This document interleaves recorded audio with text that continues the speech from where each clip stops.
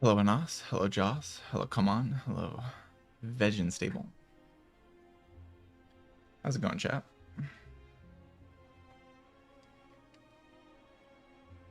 Hello Tuet.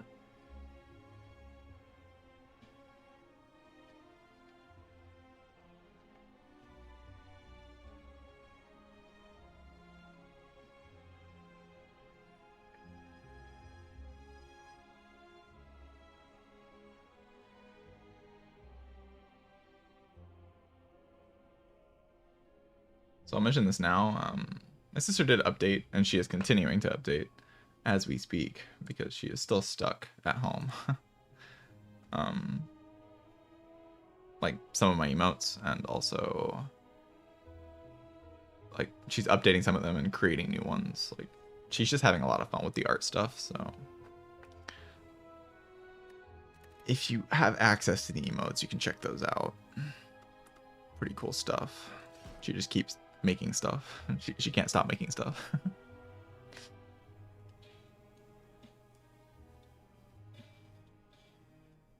Yeah, we are 20 days away from March. We're getting very, very close. We're about to be in the teens. We're about to pass into the teens, and then it's going to be single digit after that. I can hardly believe it. It's pretty wild.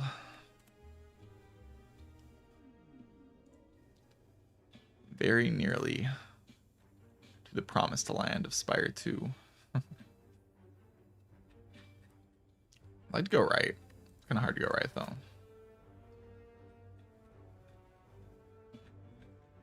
Maybe it's not that hard. The 20 streaks on the 20-day mark. I mean, if I can. At this point, it would kind of have to be getting lucky, I think. I don't like I'm playing well enough.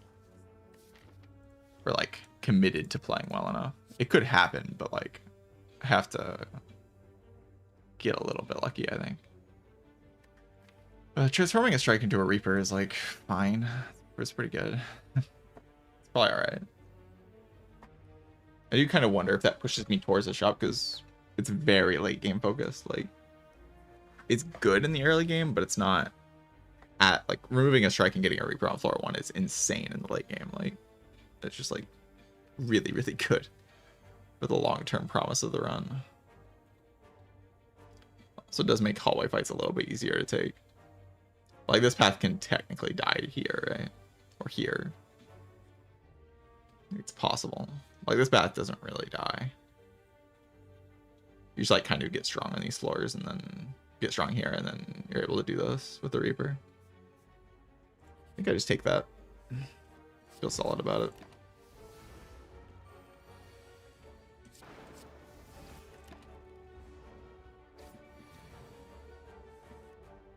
Reaper is not bad in the early game, by the way. It is good. I do have to top deck a strike, actually. I should have played strike then. That was bad. Now I take 6 instead of 1. I was thinking I had lethal guaranteed, but I did not. Your Shrug's a much better card against the Guardian. Does not rush me. I mean, I went to the shop path, so I could take something like a Shrug over a Headfire.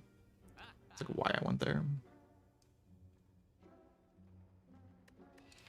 Don't think I'm taking a second one, though.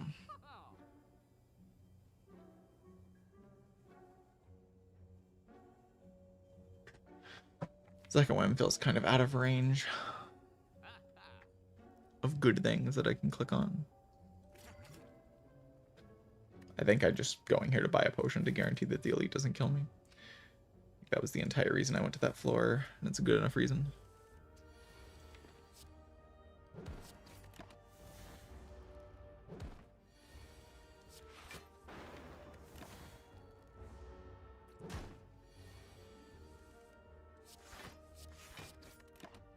That strike is a little bit interesting to think about, but it's probably fine. I get out of this fight pretty comfortably. 75 HP. Don't get anything for the elite. That's why I wanted this potion. Could take a disarm, and then I have like kind of a line against all the elites because I can like disarm, play Bash Plus because I'm gonna upgrade Bash. against Laga. There's Trance. Trance is just a bit too silly, right? It's so good.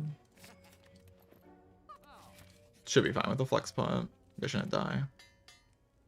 Upgraded bash and flex pot. Should never really die.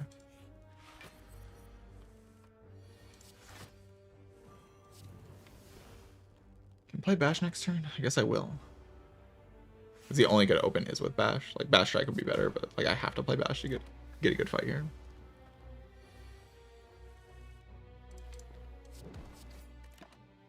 Just kind of how it is. If I don't draw a Reaper here, okay, I do draw a Reaper.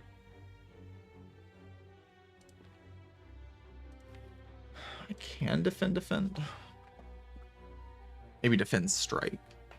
Leave the strike on top, try to flex pot next turn.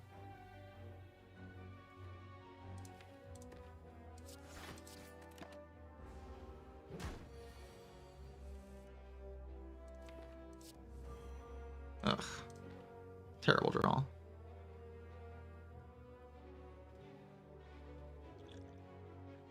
Guess we do it.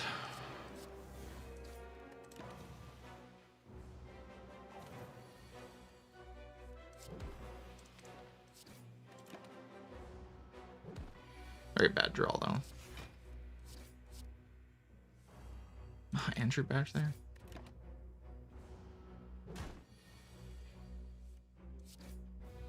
I should have shrugged first. Think I kill though. Always.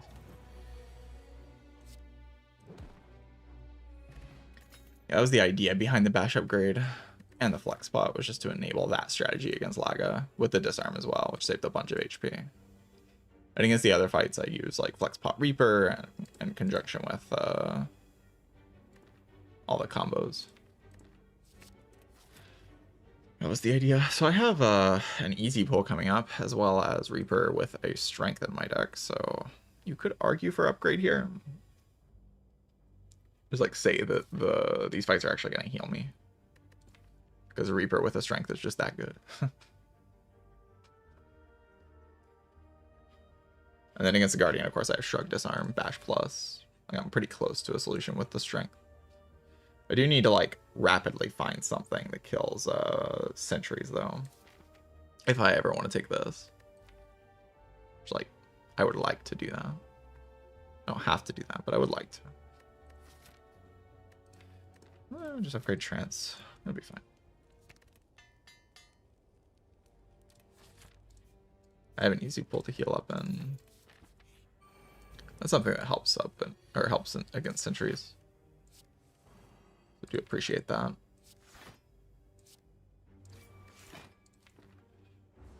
Can do Reaper. I mean, I'm always playing Reaper next turn. I suppose I'd strike here.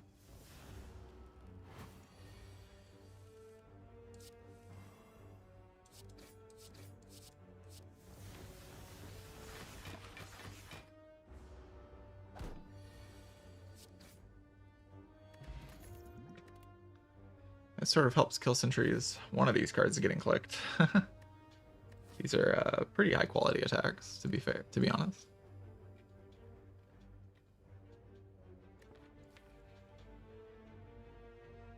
Carnage is the most helpful in Act 2 if I find energy.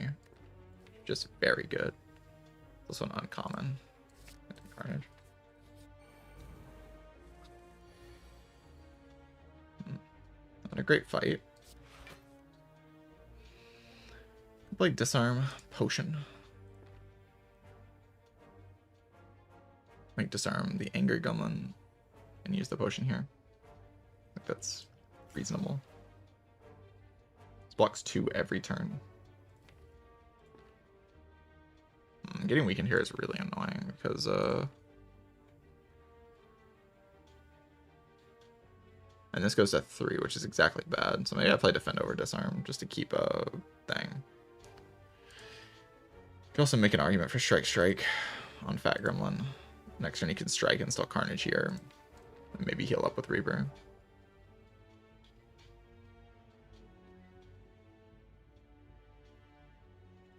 You could even Reaper next turn to kill Fab, which sounds pretty helpful if that's what you end up drawing into. Yeah, you gotta kill Fat Gremlin. You just gotta kill the guy. He's too powerful.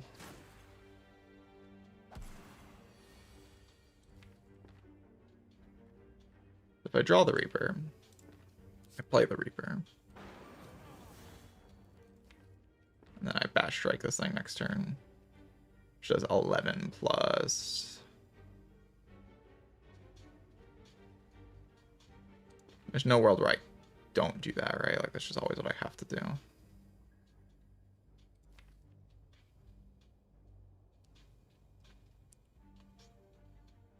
The strike has to go here.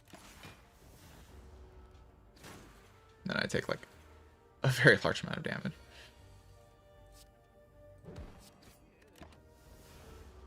Could have killed this instead, but I was a little bit afraid of damage draws, and I think that was justified. Ooh, this draw sucks. So I can block 10 and take 7, or block 10 and take 7. There's no real good option. 1 damage off.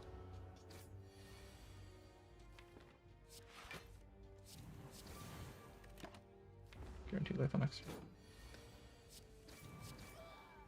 Okay, well, I have a smoke bomb, so feeling a little bit more comfy. Do I want to take a strength scaling attack like Twin Strike so I don't have to like float around too much in the Guardian fight? Probably just need something like that, right?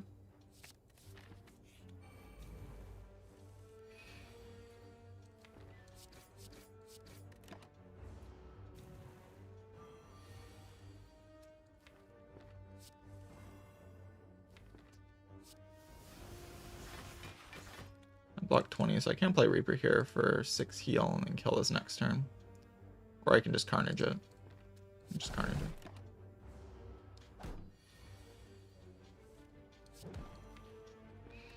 And try to Reaper heal next turn.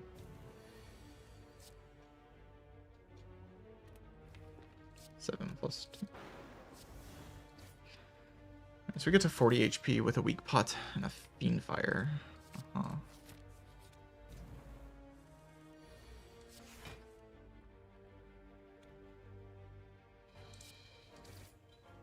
Play defend here, or do I disarm something? I disarm something.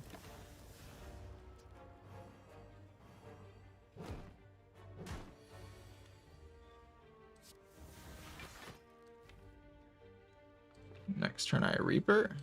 But also wait to Reaper. I think I'll wait to Reaper actually. I'll kill this one and try to like set up a block scenario. I should have maybe played double defend there then. You can play Shrug. I don't know. It just makes sense to play Reaper. I definitely made a misplay there, though. Shouldn't have attacked that one.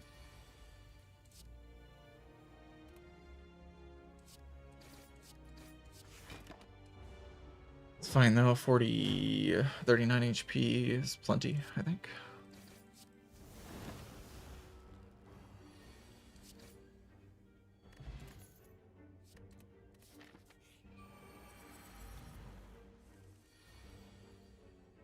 Of course, I never die in this fire. Just play Reaper. Just play Reaper. Heal 15, kill 5 doll enemies. It's just like broken, obviously.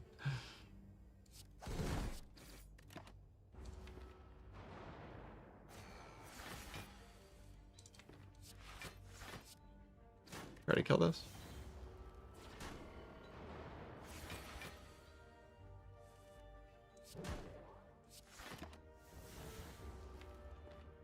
Make an attempt to kill that one. There's like a few combos to kill it.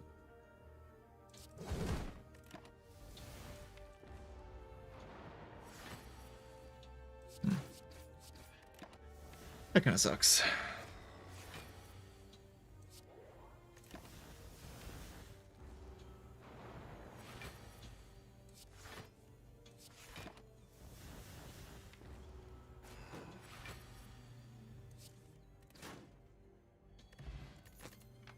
Right, 33 Dig Relic.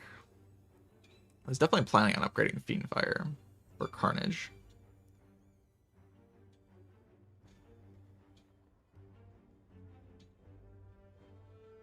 I don't know, maybe I'll just dig. Probably just dig. Dig.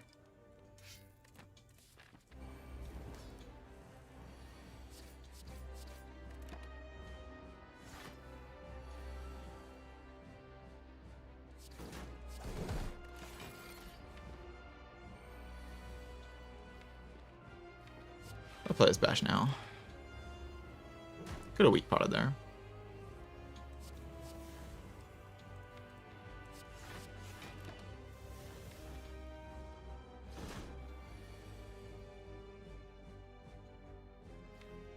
That is crazy. I can split it. Until it's no, I can't. That's okay. I just will use my weak pot now. Block this 4.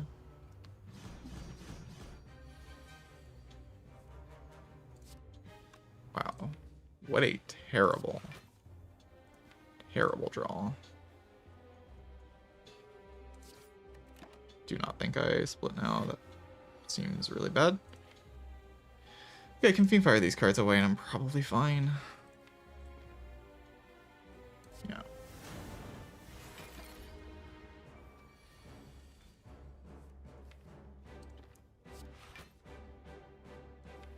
I go for a Twin Strike here? I think so, actually. Like, actually a decent amount of value. You know, it does create like a theoretical draw where I can die this turn, but it's not like real. Maybe I was wrong about it not being real.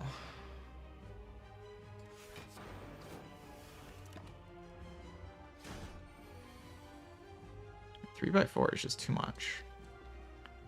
So it's like a question of, can I guarantee anything? I think the line has to be Shrug Bash. And I have to Twin Strike next turn and bash. If I second win instead. Oh, I should have second winded away that defend. This defend is killing me. Because I need to be able to combo a Twin Strike into Twin Strike on a turn.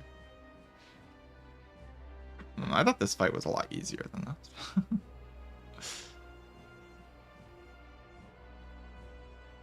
Like, I can deal this much damage, but it's, like, kind of tough if I don't second win this turn. So, if I second win this turn, can I, like, guarantee something? If I just Battle Trance second win Bash, because then next turn I know I have Bash Twin Strike into Twin Strike, Battle Trance Twin Strike, and then the turn after I can play Twin Strike. That's all I can play. I can play Twin Strike, second win Strike, right? Because I can second away the Battle Trance. So I do have, like, a guaranteed amount of damage, actually. So is it enough damage? Because I'd full block this turn, I play Bash. And then next turn I play Twin Strike, Bash, I think. I can do the math here. I think I probably have a guaranteed win in some way, shape, or form. I have quite a lot of damage here. So I have like 11. And then next turn, Twin Strike does 10 times, or 9 times 2 does 18. Plus 16. So I have 45 guaranteed. The turn after, I have Twin Strike, which does 19, or 18 again, which is 63. Ah, that's bad. So maybe next turn I don't play Bash. Next turn I play Twin Strike into Strike to deal 10. Strike deals 10, right? Because my deck will be Battle Trance, Second Wind, Twin Strike, Strike Bash. So I draw my whole deck next turn. So I can play Strike instead. Like I can play Twin Strike, Strike in turn. And that will deal, so the initial 11 plus 16, 18 plus 10. And then the turn after I can deal 18 plus 18 again. That splits, and it's at 4 HP. And if it's at 4 HP, I can just kill it the turn after with Second Wind into Twin Strike. So we go Battle Trance. I guess it does gain block, but I can always kill it because I have second wind into yeah, I can always kill it. I just like have a line to always kill here.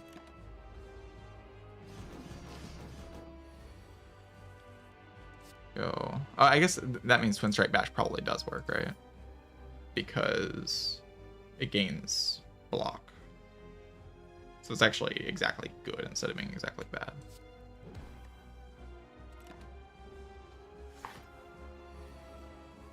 Play Twin Strike. Into Battle Trance. Twin Strike.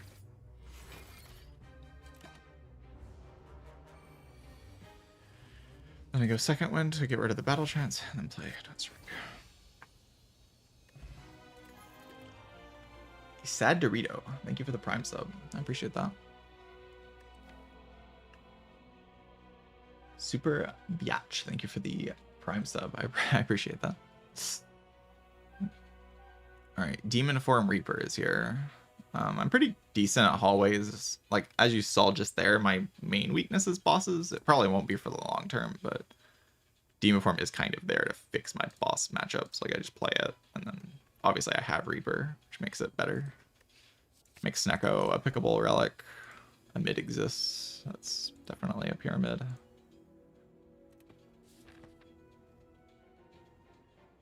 Pyramid is definitely a pyramid here.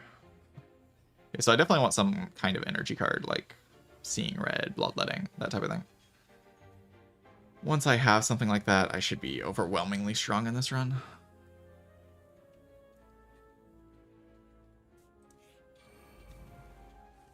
Should be. 31 plus 10, sadly not enough. I could just take my Reaper heal and then get owned. Sure.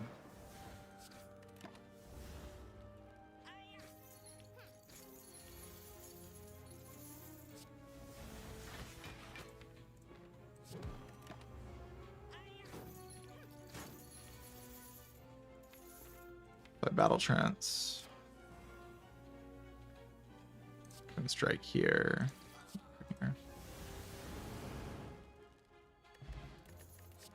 Took some damage there. So I could keep this Thorn Spot for birds. I'm a little bit afraid of birds. I would like to have this potion for birds. I'd also like to never use Smoke Bomb. But of course I want Fruit Juice. So like the question is, do I exchange Fruit Juice? I think I do. I could just do it because I'll probably just have something I want to buy in the shop, like some potion I want to buy. One of the shops of all time, that's for sure. Jesus.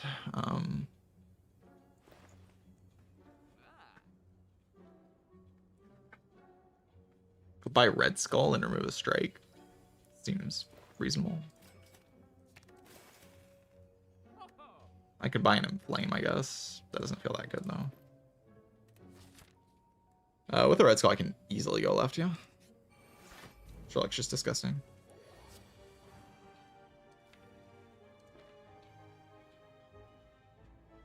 Definitely just like choose to kill this guy whenever I want.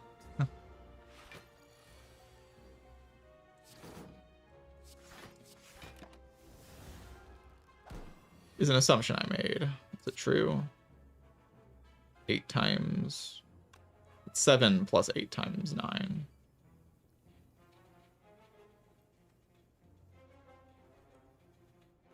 Which is, you know, very large amount of damage.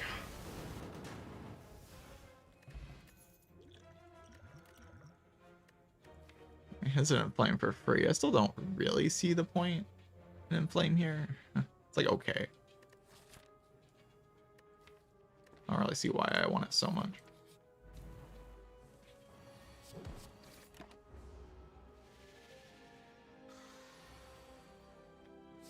Get out of here. Oh, you didn't die? That's insane. Guess I should have blocked. Oh no, I'm taking damage. What am I gonna do? How will I ever recover? Do I want to Smoke Bomb? It feels like I never need to Smoke Bomb with Red Skull, right? Like, there's just no way. There's just no way. Red Skull's just way too fucking... You're way too stupid. Stupid relic. Oh no, I'm taking damage.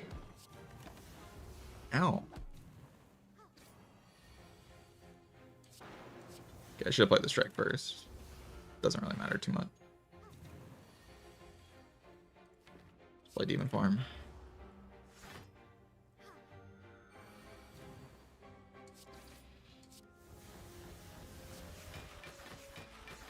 I'm gonna kill this with regular attacks so I can kill her with Fiendfire. It's like the more convenient thing to do. Sure.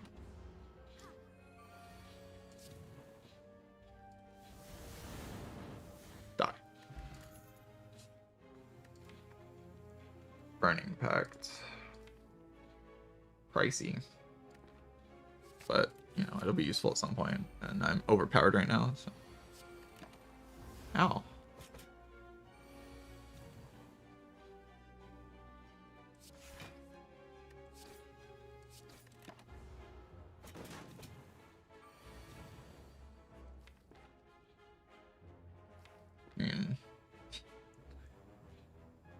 One, two, three, 4, 5, 6, 7, 8, 9.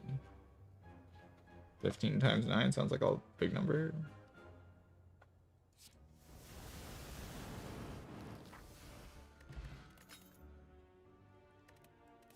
Alright, well, sure, why not? Okay, should I dig here?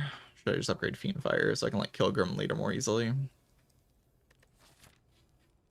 I don't really see why with the Red Skull. Like, I don't need to do that.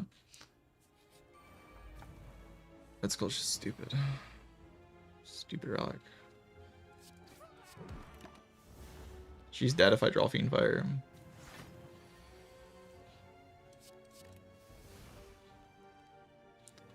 I, like, try to Reaper? Maybe if she doesn't do anything next turn, I can Reaper. But if she does something, then I kind of just have to Fiendfire her, right? I mean, I could Reaper into... That's actually probably good. Reaper into Second Wind. I know I can get a little awkward. I'm just getting out of Red Skull range for, like, no reason. Like, why would I do that? Just being Red Skull range broken. Rich. Infinite money. Dollars. Is Ancient Tea Set anything here? Can let me play Demon Form on turn 1. It's like pretty good. Some have said playing Demon Form on turn 1's like pretty good. I'm not in Red Skull range right now, which sucks. Now I'm in Red Skull range. My deck is way better now. Massive improvement to the deck. I can just like Reaper, do this, take a billion. And I have the attacks to blow the guys up if I need to. Okay, does that actually blow it up? We just do this, right?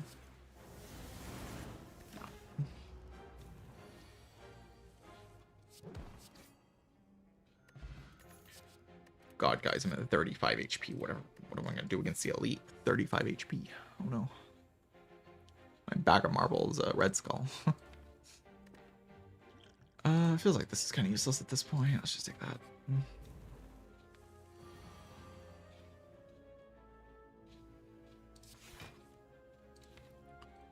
Die.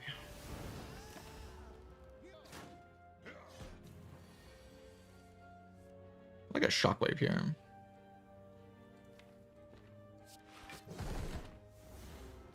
Pretty chill.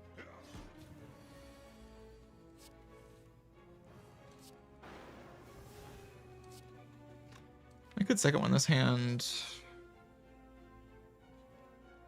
But like I can't block next turn unless I draw Defend Plus. I'm like killing him too no matter what, right? That's just like what's happening here. But second one to full block, I get more value out of the hand. And if I draw Defend Plus, it's like way better. I mean, am I killing him too? Because next turn, if I draw Carnage and Defend, then I have to like Carnage this guy. And I'm never redrawing Carnage in that situation. So I'd be playing Strike probably. And then I'd have to let Carnage exhaust to play the Defend anyway. So I can never actually save the HP.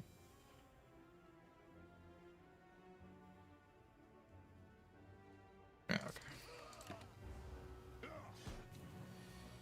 I can, but I have to not draw Carnage next turn. And then I would have drawn a card, so I wouldn't have saved each.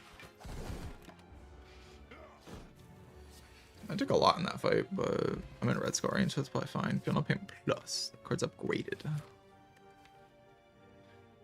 Do I have to rest, or can I just not rest? Like, just dig.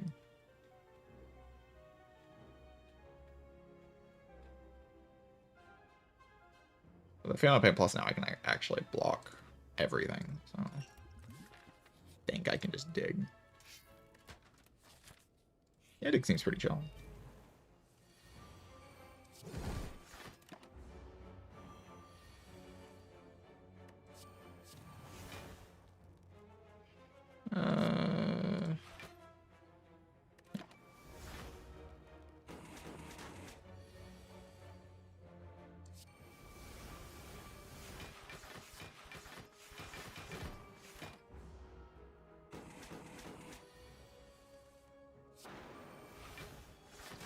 Heal. Food. Upgraded, holy. There's also a Sing Red though. I do kind of like Spot here though. My Reaper. I mean, I already have Demon Form Reaper. And Sing Red just says like play your Demon Form on it, which is like kind of solid. Playing Demon Form is a notable win condition.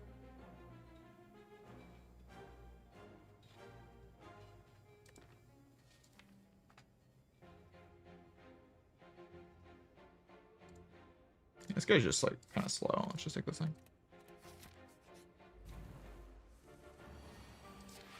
Just a streamer seed. It's true. I just hacked the game for the effortless dub.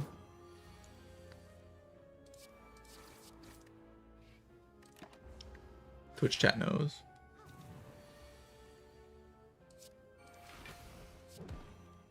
How can they see right through me?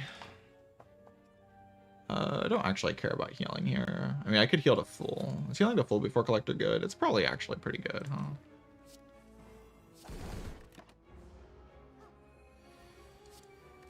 Full HP is like pretty chill.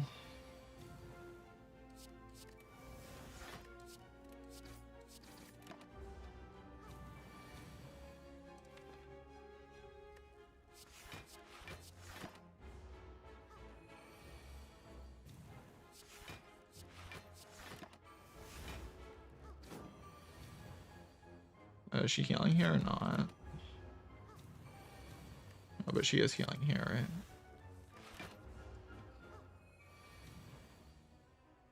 So I can heal 30. 30 is probably good enough.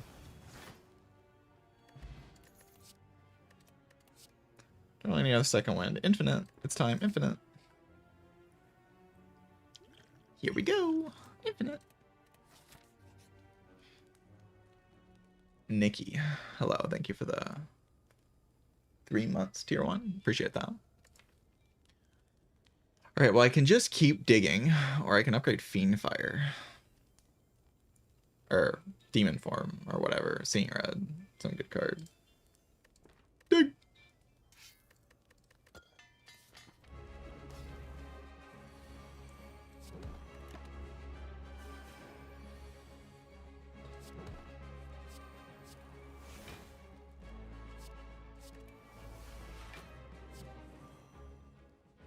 So going all this away, I don't actually care about it. Die. I want to play Demon Form and win the game. I guess this does take like a large amount of damage, but I gotta play Demon Form. I just I gotta play Demon Form. Must happen.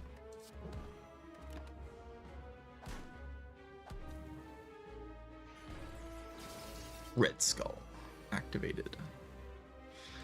I guess there is a problem when she punches me next turn and I die instantly. But I feel like she's almost dead, right? Isn't she almost dead? Can I just kill her next turn? Kill. Kill it.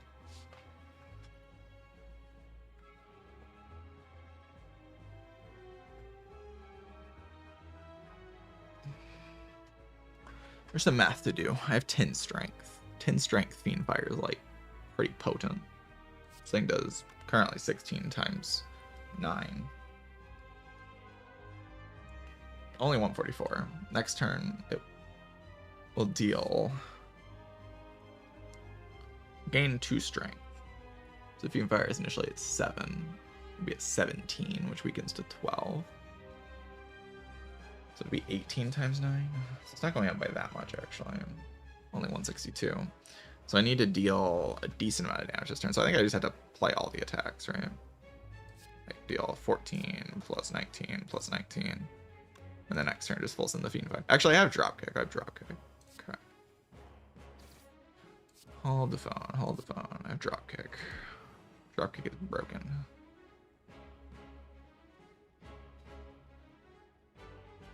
So I think I can go like...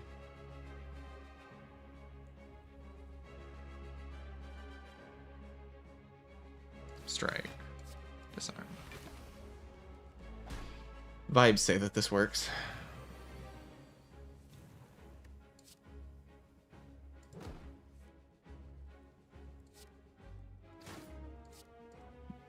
Vibes are always trustworthy.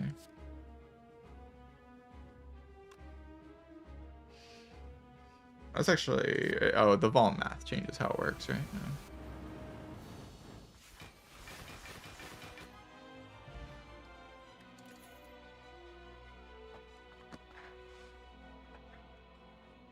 I was thinking maybe I underrated Berserk in my tier list. It's time to prove that. I don't think so.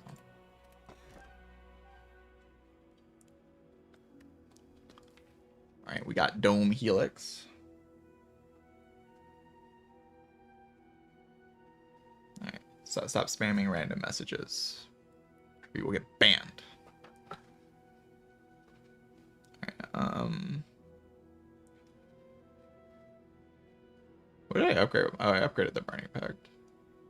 Okay, well, another random message.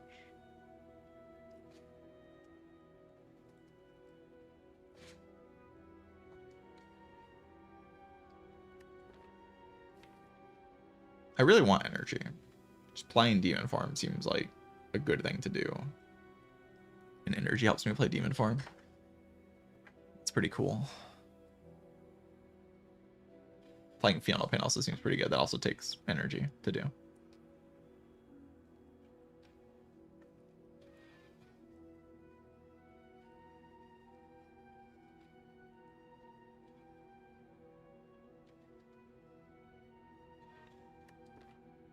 It's just I don't know which one is better. Like, Disarm's okay for Philo. It makes Philo a little bit better.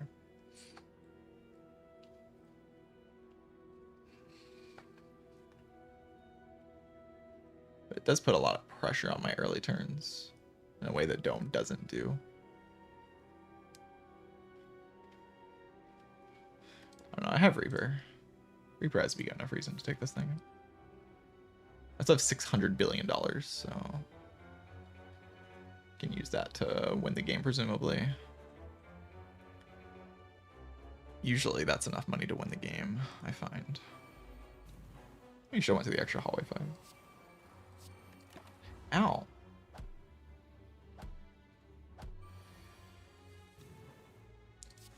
Oh god, guys, I'm taking so much damage again. Whatever will I do?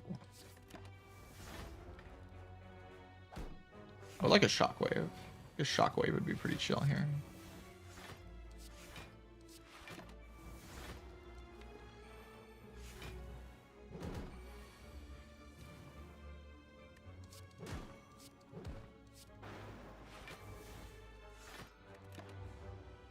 I assume I can win this fight. Ikavad. I plan on doing some kind of video.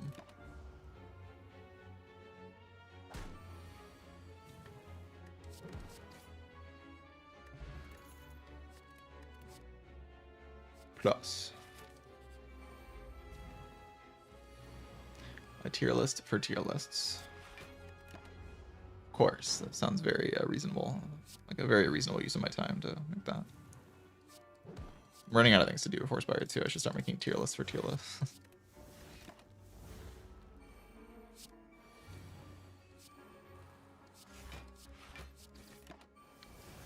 Gotta get some content up in here.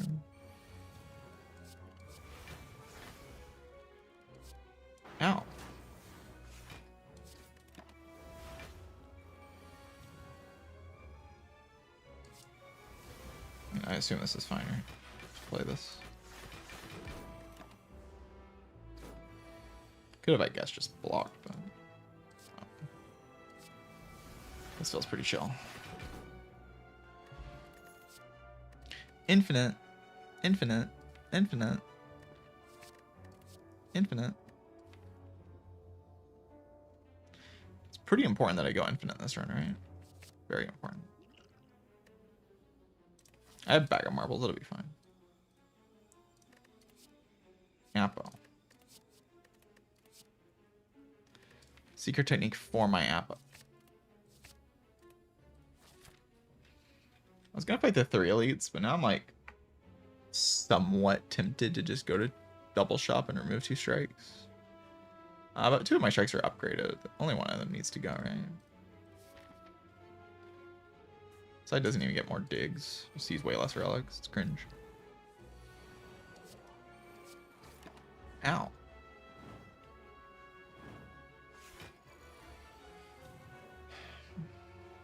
I don't know if I'm enjoying or not enjoying this bottled demon farm.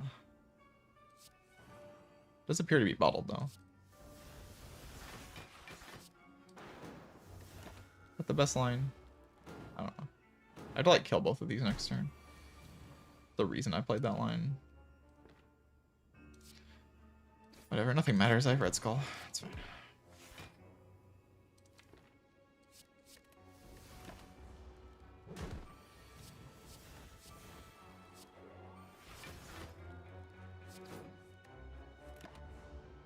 I guess I could have secret technique something imaginary and pretend like it did something.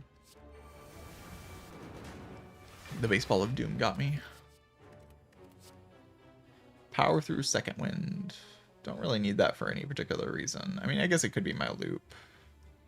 Sure, why not? Why not? Just get it involved. Just get it in here. Can't be that bad.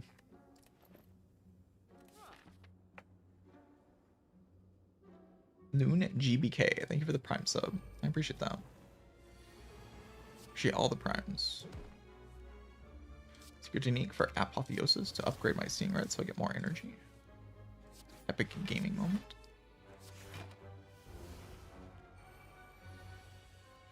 Berserk come back? True. What am I doing? Where's my Berserk? Ow. I'm not in Red Skull range. What's up with that? This. Power through second wind. Battle chance first.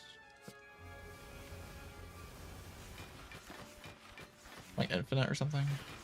Maybe.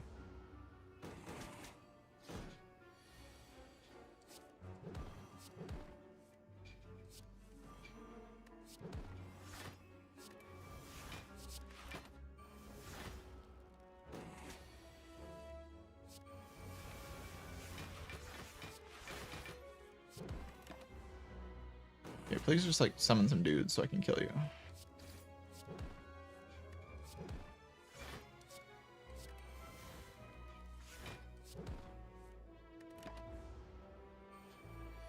Or deeper.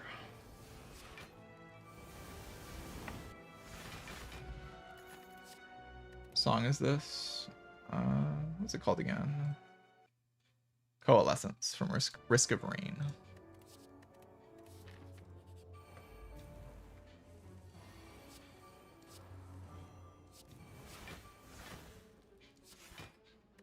Don't like I do anything else.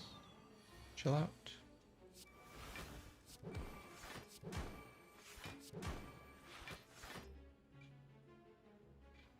Chill out again.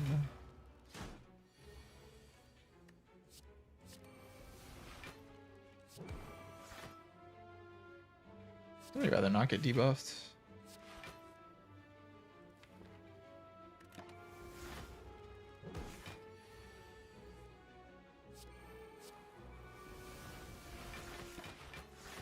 Go to getting debuffed here.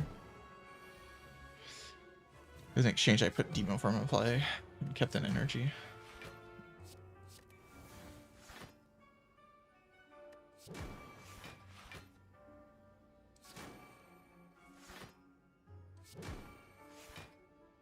on. Be so smart. Oh, what a smart enemy. I will take 1,000. Okay, I didn't even take 1,000. That's ridiculous. I definitely deserve to take 1,000 there, so. At least I didn't get cursed. Intimidate. I'm a little bit limited on weakness, I suppose. I don't think it's that good, though. Dude. Bottled apple. Very balanced. Very reasonable. And that's what happens when you dig up every relic. You just get every relic, and it's amazing.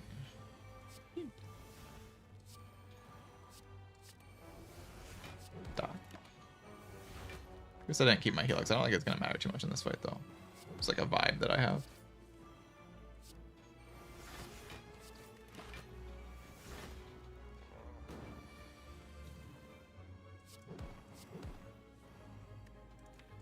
Green fire now, win the fight.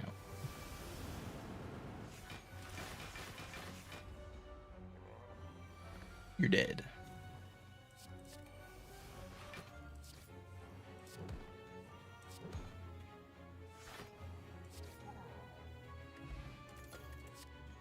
Oddly Smooth Stone, the best relic in the entire game. I have another Seeing Red with my Appo Plus. If I had a Dark Embrace, it's like super convincing. If I had a Dark Embrace, it's like kind of whatever.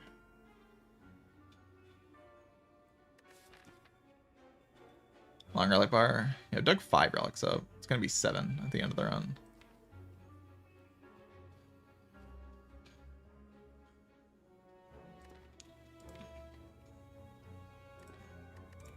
It's a bit too strong to want anything like this.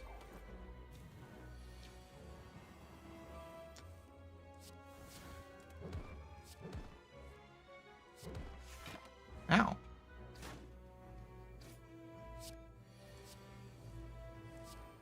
The only thing this run is really missing is a shockwave.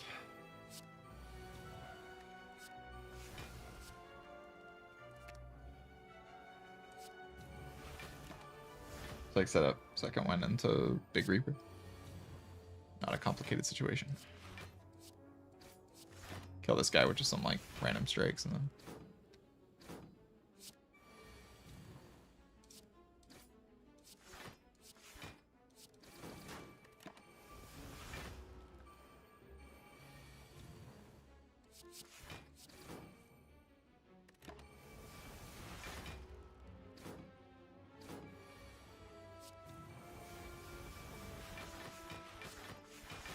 A bomb.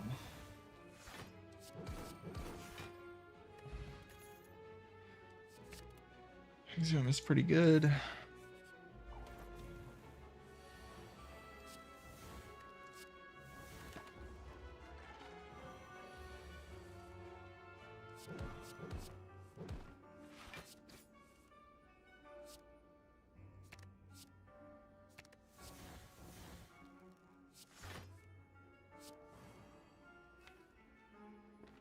Sure.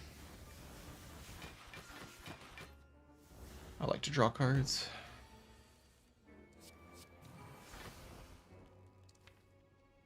Just Fiend Fire this away and then I'm infinite.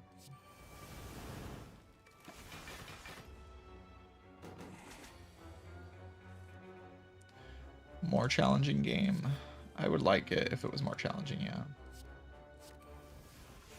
But that doesn't mean it needs to be for me to enjoy it.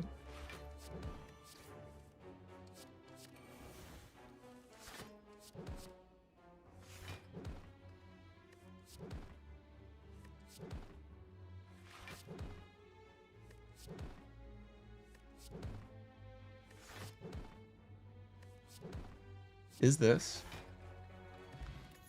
Is it? Is it infinity? Take a blood for no reason. Dropot's pretty cool. Sure. This deck has no offering in it, so it sucks. And it's bad and garbage and stupid and terrible. And I hate it.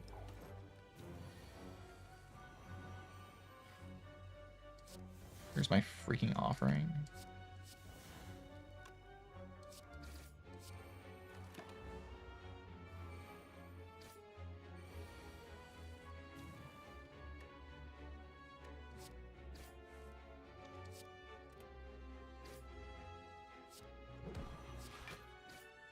Exhilarating first win. Talking about the Magic game. I mean, that was pretty fun. I had fun.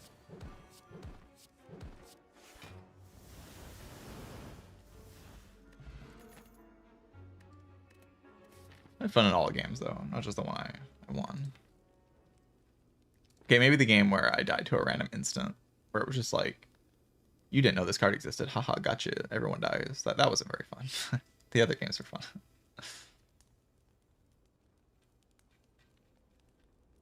Really, upgrading Appo is just really good, but of course I won't do that. Dig. It's better, right? Epic. Mummified time.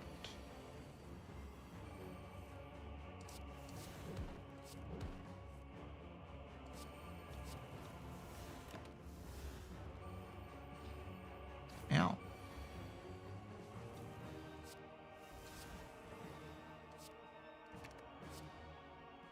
Yes, sir. Sure. It's probably correct to get this arm there. I'm not like 100% confident. Probably.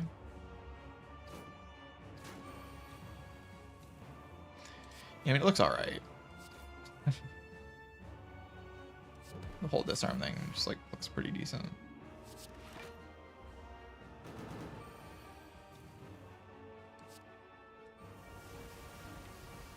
I just like draw out of this naturally, right? You can probably Reaper now, but there's like no reason to with the ice cream.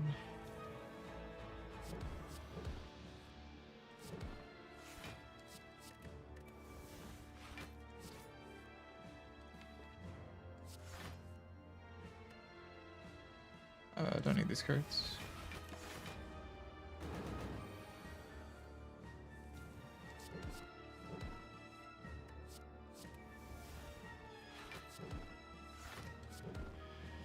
God, Burning Pact is just such a card, man. Oh, yeah, look at it. Look at the card. It's so good.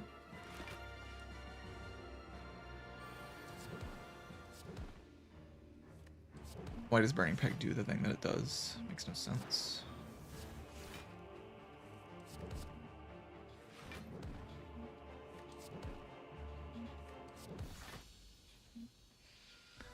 Alright. Oh no. My infinite deck. No.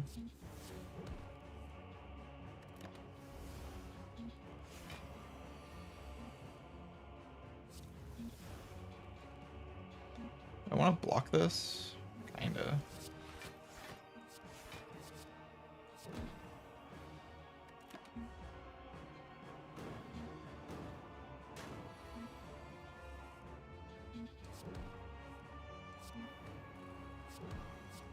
There's a blue again. I mean, I'll make some other color decks. I don't think the deck I was playing was like all that control heavy. It just like had some blue counter spells.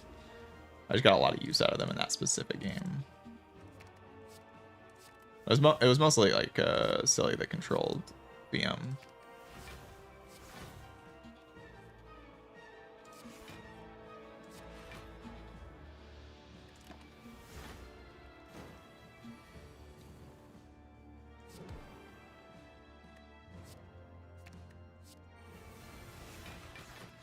Second Wind is so broken, Chad. Did you know that? Did you know Second Wind's broken?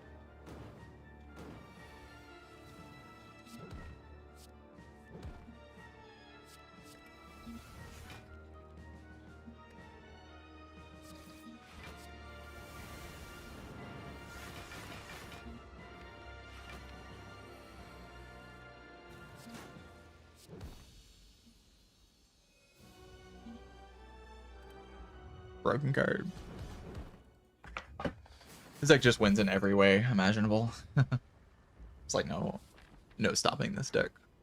It's on a path to victory. Dig.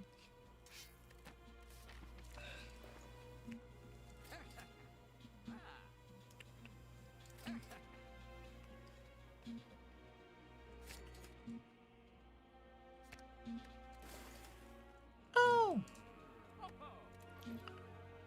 Is this good? It's upgraded. Sure, it's probably good. Never got a Dark Embrace in this run. Absolutely devastating.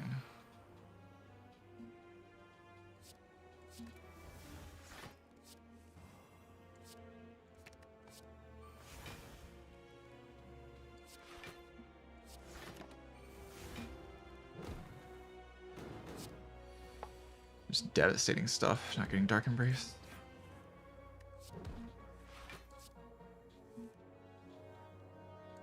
So I could Fiend Fire that guy, and it just dies.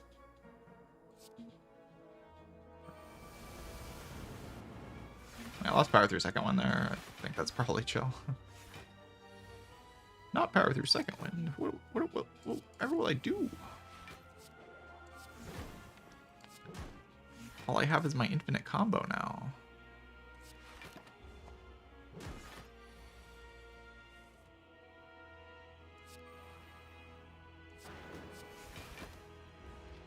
By the time the ads are over, he's already killed back 3 bots. Yeah, the first set of ads that plays in this stream is the only set of ads you should see, I think. But yeah, I get you. Like, you should see, like, during an actual run, because I can't, like, go fast enough. I'm not fast enough to stop it. Uh-oh, I might have to lose my Helix. Monka S.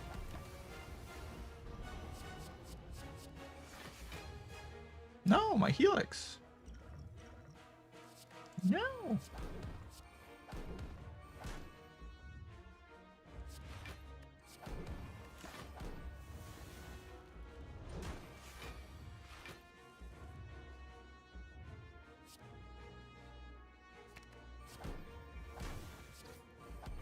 My Fional Pains, bro. Need those Fional Pains.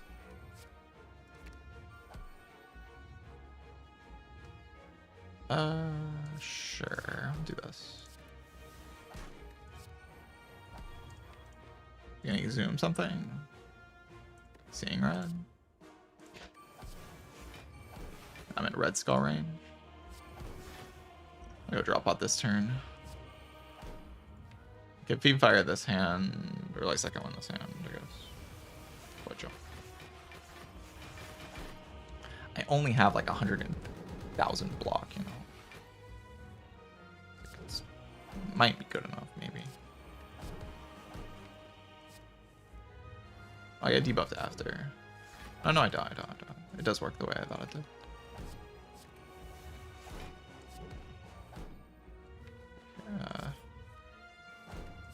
Kill it.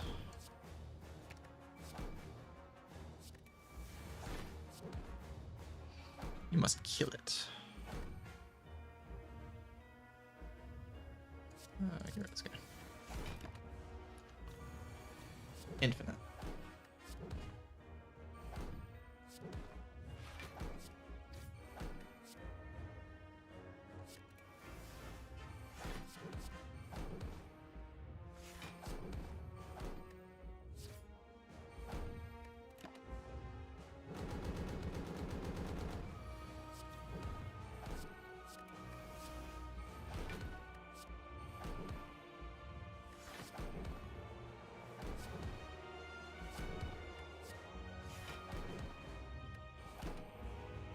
That was a really tough one.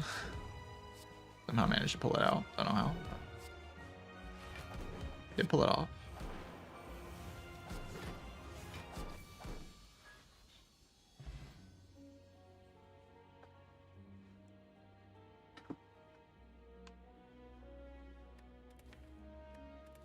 I barely reached the second page too. Look at that. Very close.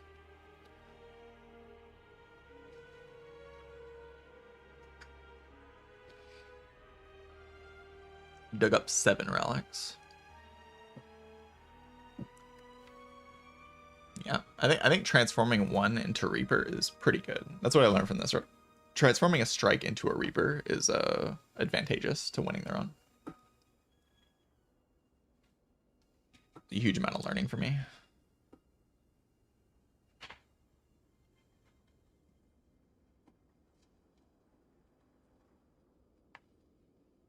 I think getting Vajra as your first relic, and then also Preserved Insect, and do a good shovel into buy Red Skull and Neck 2. The run was basically over as soon as I bought Red Skull and Neck 2. There's like some awkwardness, but as soon as I have Red Skull, I'm just invincible. Can never really die after I have that. That relic is just that good.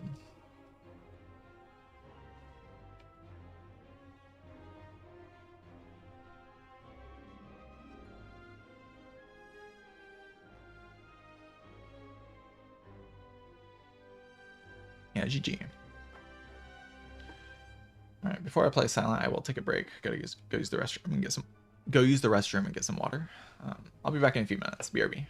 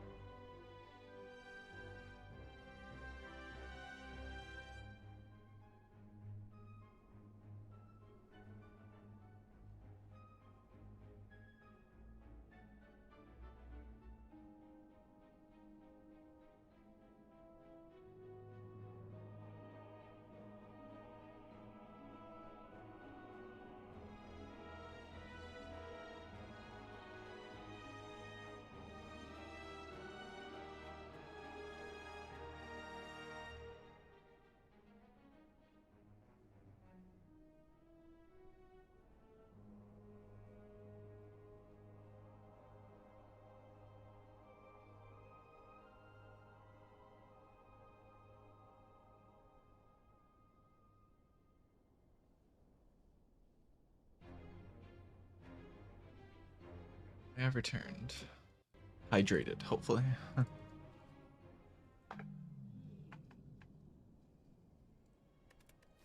The silent.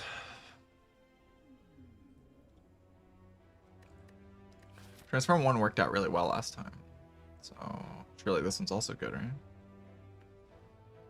This map is just kind of ugly. Art of War's kind of a chill start, though.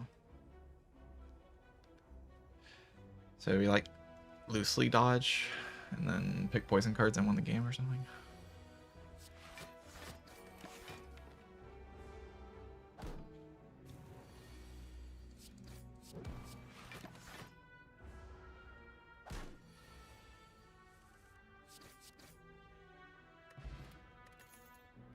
Poison.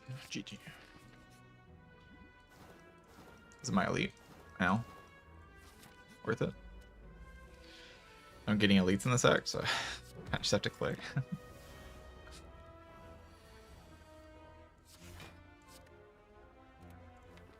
I'll try full blocking this. Don't think I need to take the 1. Like, I have no slimes in the draw. I have Tori anyway, so it's likely I can just take the 1 later if I need to. Blade Dance. Card's too good. Doesn't really play with what I'm doing, but it's just too good. Just absurdly broken card. No. Arm. I don't know. I don't mind like remove potion. Just like brute force the elite. Can even take the upgrade path here. The remove doesn't feel that strong, but like nothing here feels that strong.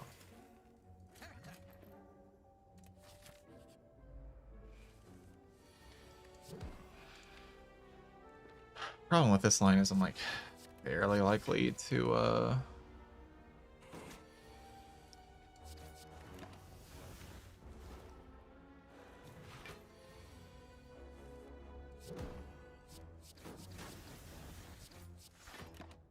I should probably just use it. Yeah, I should just use the skill pot there.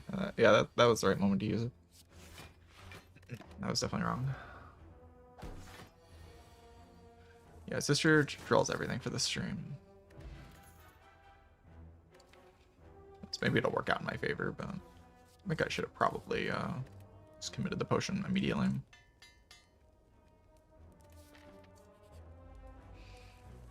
Slime boss.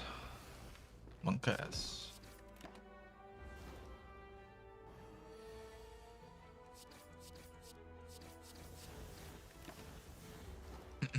I will commit the skill potion to this fight, but I will not commit the other one. It would just be a huge throw.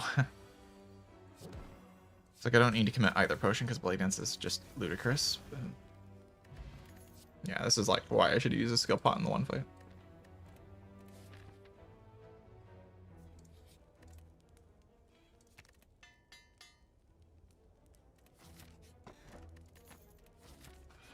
I don't hate resting here. I don't love it either. I don't hate it. Just gives me the like guarantee flexibility to be able to rest into or be able to upgrade into the boss, which is pretty cool.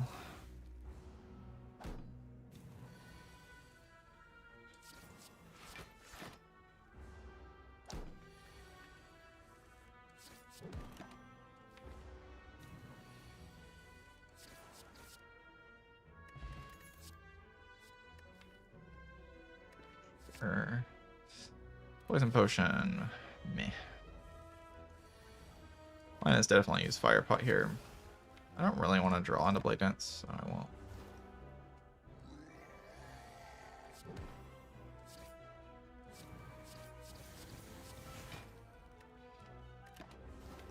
Take 1 damage, kill it next turn. Fire potion.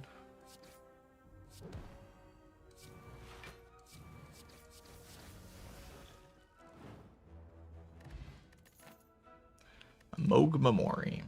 Alright, is this poison cycle enough to kill Hexaghost? It's like a little questionable, huh?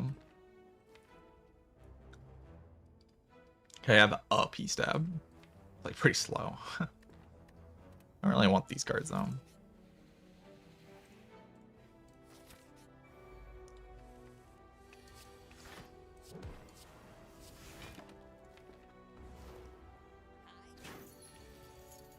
That sucks.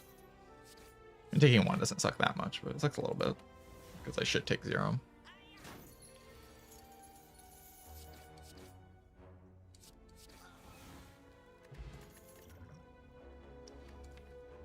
So I have a tech pot. I have upgraded Blade Dance, I guess. Can have a blur. That really damages my poison cycle though. I don't think I can really afford it. Poison cycle just has to be good enough here.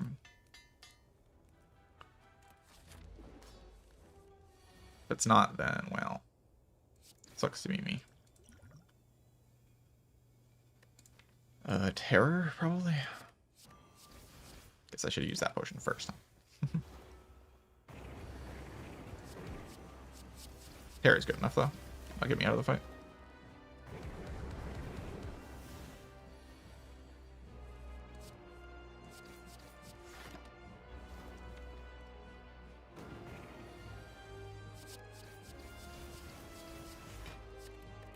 Shuffle out my P-Stab. Terror just does so much damage. Should be fine.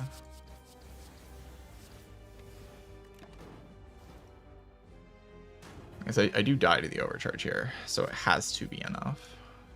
I'm dealing no damage next turn. Unless I attack pod. I just always react with the attack potion, right? Like, I don't need the extra damage in the reshuffle.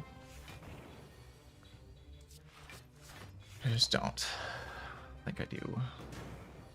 If I never die to this hit, then I just shouldn't concern myself.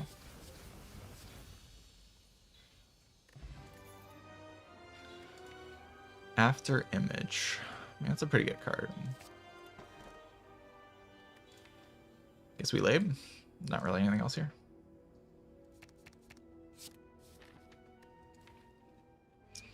Not the best, not the worst. Die does more damage than all three of those strikes, like, combined, so that's decent. It's 3 removes, and I was pretty skip happy in Act 1, so some cycle cards can make this into a pretty powerful deck. Let's go to a shop. Don't think we commit there. I mean, we could.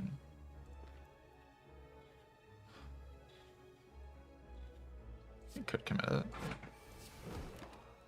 It's actually okay. As long as from Donkey Kong. Oh, I have to play this full block now.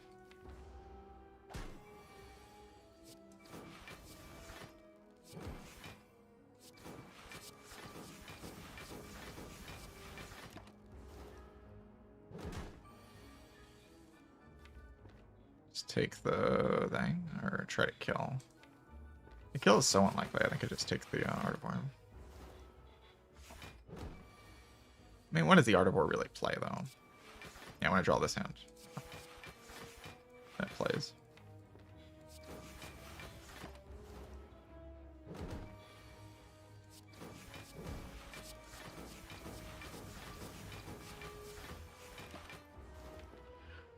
Should kill in time with this extra 5 damage, I think. Do I? 8 plus 4 is 12. Yeah. Take one. Croven. Thank you for the raid. I appreciate that. Papar Crane. Fuma.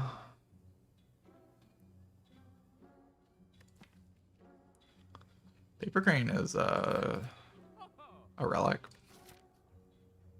It certainly is. It's true. It's a fact. Fuma is the best card in the entire game. The problem here is, like, I have a lot of powers, and I'm already having kind of a hard time playing my powers. So purchasing a Noxious Fumes over something like a Blind when I have Crane is, like, kind of weird. It does solve Collector, though. The best card.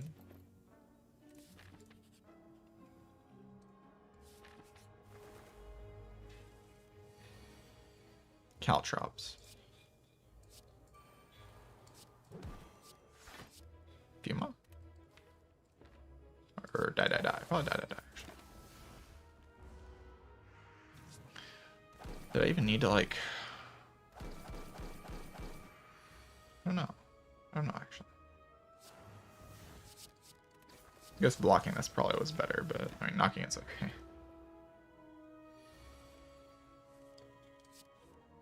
Fuma. GG. Fuma enters play, fight ends immediately. The best card. Alright, backflip. Kind of whatever here. I do need pause to draw at some point, though, so... I have 2 attack potions. Can I kill a Burning Elite because I have 2 attack potions? Kinda. At the same time, not really. I have, like, an okay Book of Stabbing. I have, like, an okay... I'm, like, okay at all the fights.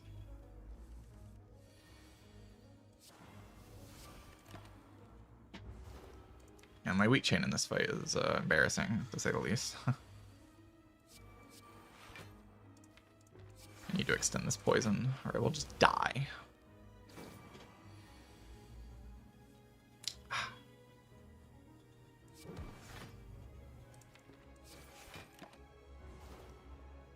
Yeah, the question mark being a minus 3000 HP event might be enough to kill me in this run. It might be.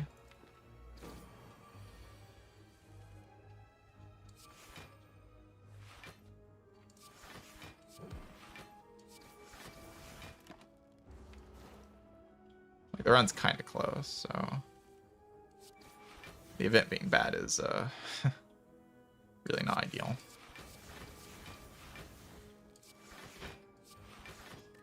Take one to keep my potion.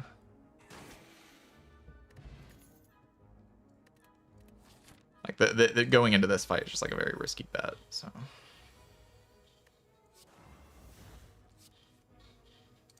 Probably play Caltrops over Fuma. I just don't have the weak chain in this fight is the problem.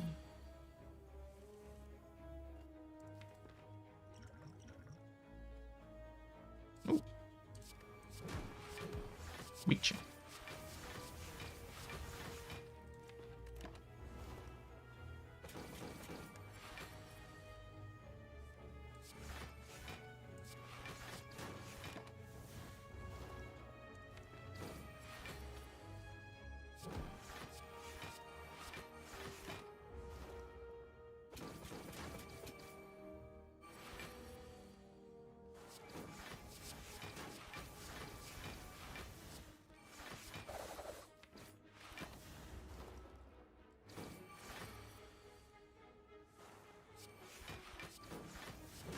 All thanks to Fuma. Couldn't have done it without Fuma. Hello, Absy. Thank you for the raid. Don't get a potion back, but I do get a Darkstone parry up with my Omamori, which is pretty sick.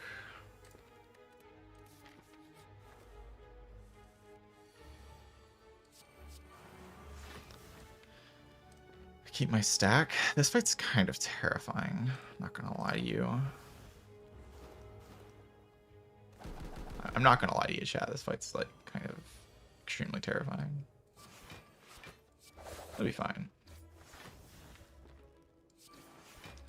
I like kind of want to reshuffle next turn. I really want to reshuffle next turn. I should play this true.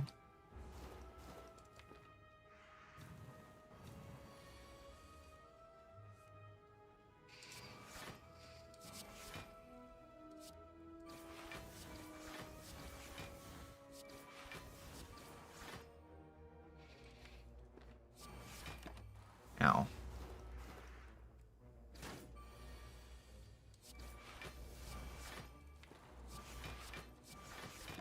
Takes 12 plus 5? Yeah, that's enough. Die. Keep my potions. Probably a good enough thing. Another Cloud. Cloud seems like a good card in this deck. Alright, can I fight this elite? This elite can be Slaver. That's fine to me. Crippling Cloud. Is it fine? I mean, they get kind of owned by Crippling Cloud, but not fully owned.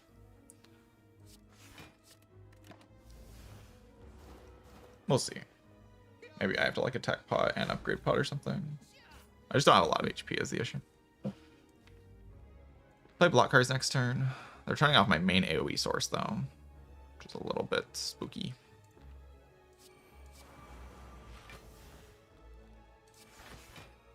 Does only take one though.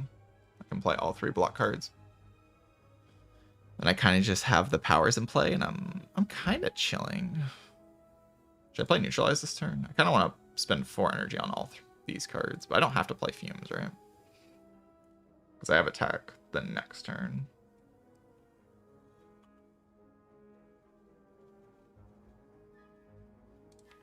I can just play Caltrops and play block cards.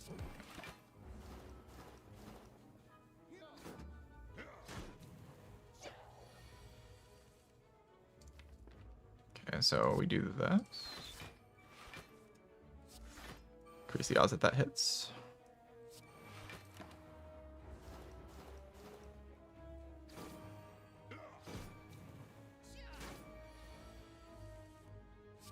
Crane is so dumb, man.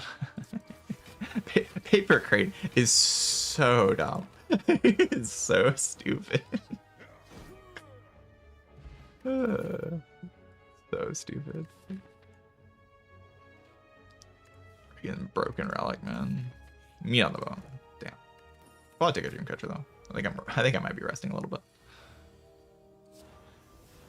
Oh god, that is not what I meant to play. Is that gonna kill me? That might kill me. That's not what I meant. No. No, that never kills me, right? Like, this guy can't actually, like, do anything to me. Yeah, I have freaking Tori. Tori. Get Toried. Dumbass. Beast Stab does more damage, right? It's like kind of bad that I didn't deal the damage that I could have dealt, though. What if it does kill me? Freaking sad as hell. I don't think it does, though, because, like... dies at the first hit, so... I can even take 2 hits here.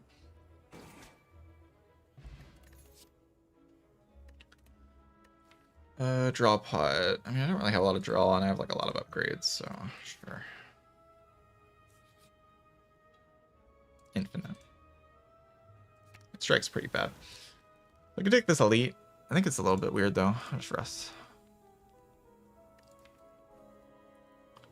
Well, isn't that a sad story?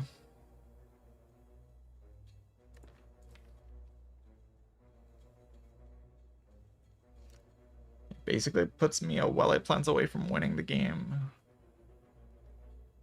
But without well-laid plans, it's like not actually that broken. Kind of needs a well-laid plans to be broken. Yeah, one well-laid plans in that card instantly wins me the run. Is it a good card? Is it good? I don't know. It's hard to say. It's good. It's 1 card away from instantly winning the run. Good.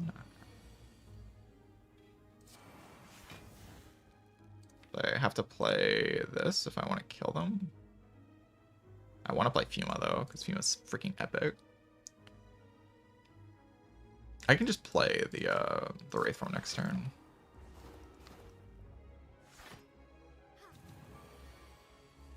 Or they can just not attack me as well. It's like also pretty chill.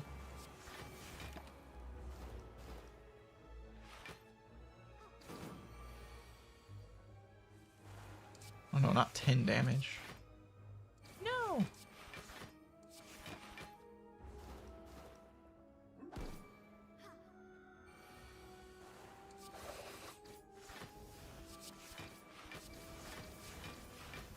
Okay. Hog paired, the best card.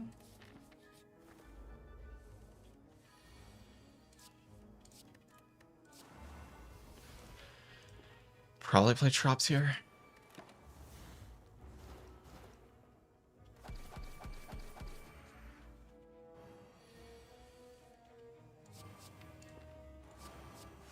You can block by playing Fumes here. I take 1.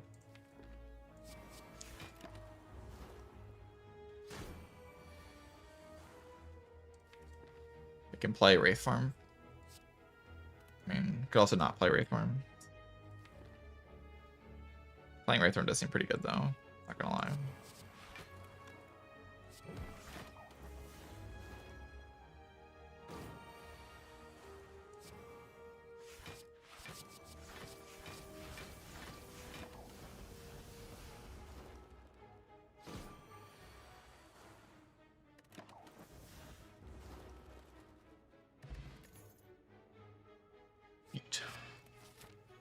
Could take Reflex there and try to make that happen. I see Footwork and I just get like Neuron Activation. Upgrade Fuma. The best card in the entire game and needs to be upgraded. Has to be. Very, very, very crucial.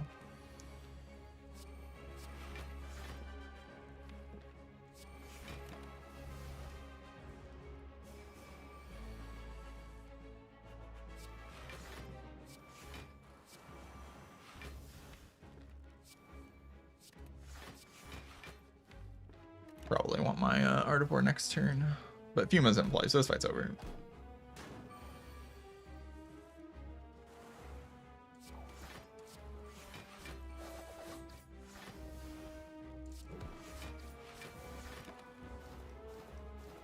Of course, we won this fight as soon as Fuma entered the deck.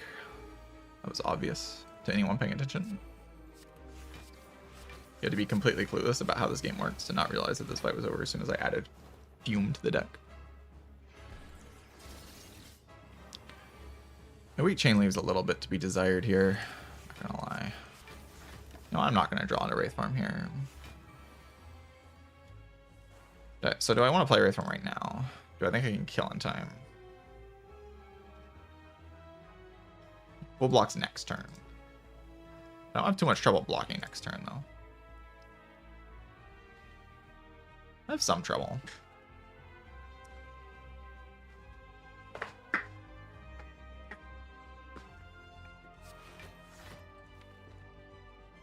I don't know, that hand looks kind of good, right?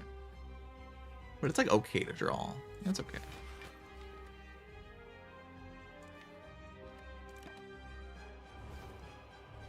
If I need a panic button, I have the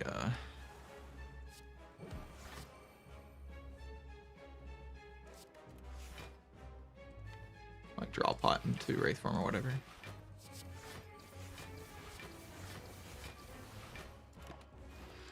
Draw pot can never miss Wraith Form here, so if I need to, I can just do that.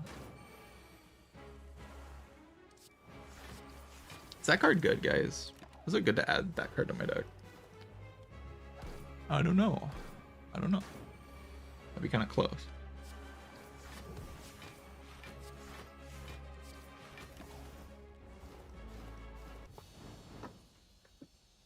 Of course, Fuma does the thing it always does. Murders everything.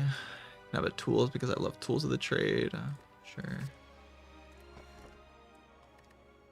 Can't really go wrong with more powers. Was that Snecko? Probably not on 3 base energy and no mummified hand rate. Probably.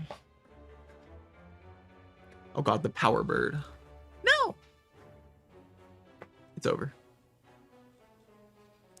I concede to the goose of evil. The goose of evil is unbeatable. Because my deck has so many powers in it. They're all very important to my strategy.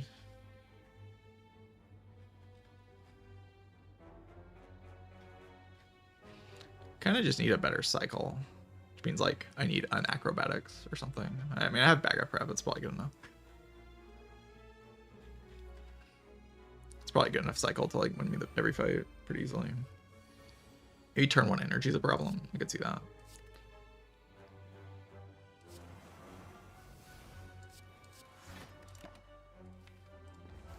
I don't know. Without Wraith Form in my hand, no Piercing Whales in deck. I have Art of War energy and like an extra draw. Yeah, it's not the prettiest thing.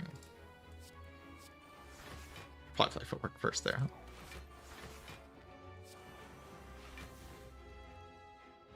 much damage do I take here? 11.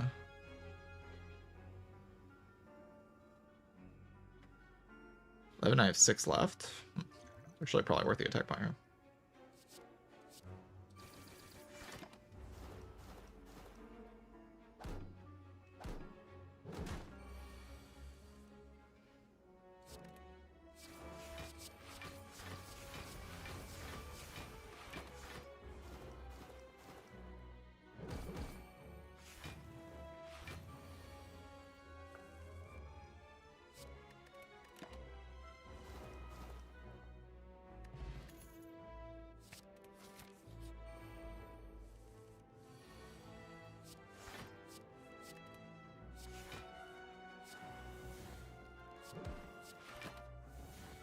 Did I have to play Blade Dance there? Maybe.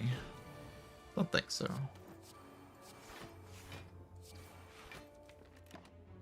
My next turn's not very good though. Okay, improved.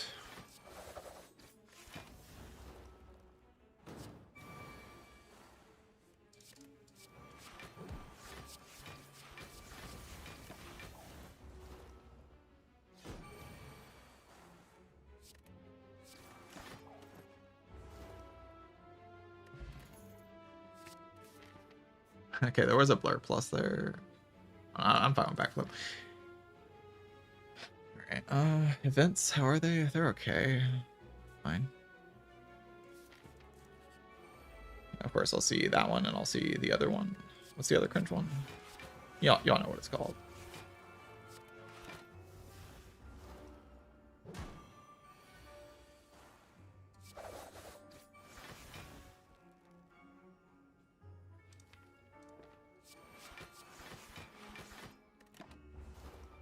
The Madness event. Yeah. That'll be my 2 events this act, as usual.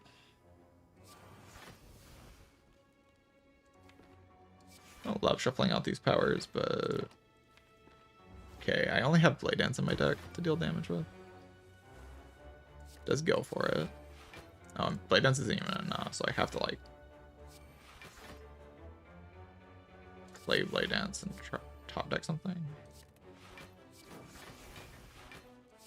God. Can draw pot to try to hit something. I'm not going to a shop anytime soon. It's just the curse can't kill me. I can't let the curse kill me, right? But I'm not even likely to hit something that does. I mean, I am kind of likely.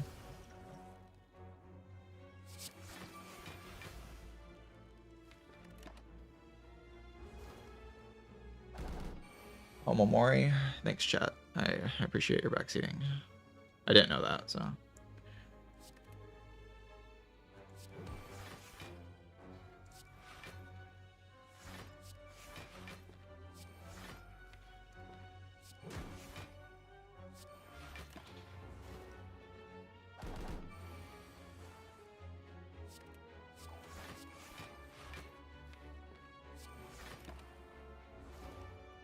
Yeah, I have to open the chest, so I'm afraid of the curse being something that kills me, basically, is the reason I did that. Because I'm, like, pretty strong right now. But, I mean, the draw potion could be a key to winning the elite fight. I just don't want to risk the curse killing me. I mean, I guess it's also +6 max HP. Yeah, I should have thought about that more, actually. +6 at max HP is kind of OP.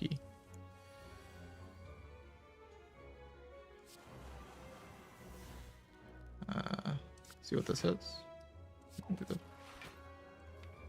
Probably don't play that.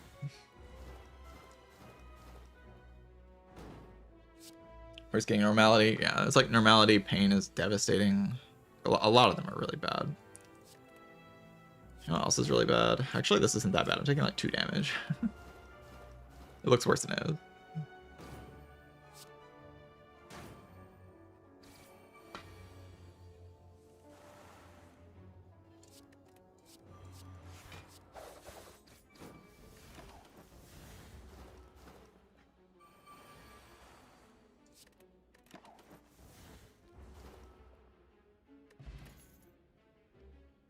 Yikes.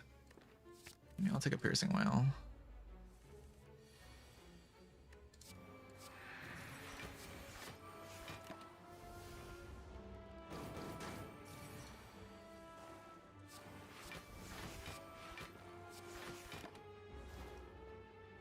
Am I gonna get Sussy Bucket here? I might get Sussy Bucket here, not gonna lie.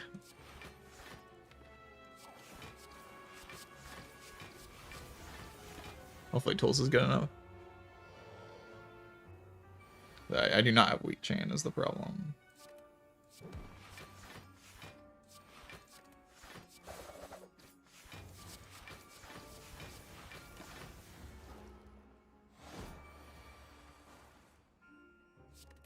I gotta play my my clouds and then just kind of sit there. Looks like it's good enough though.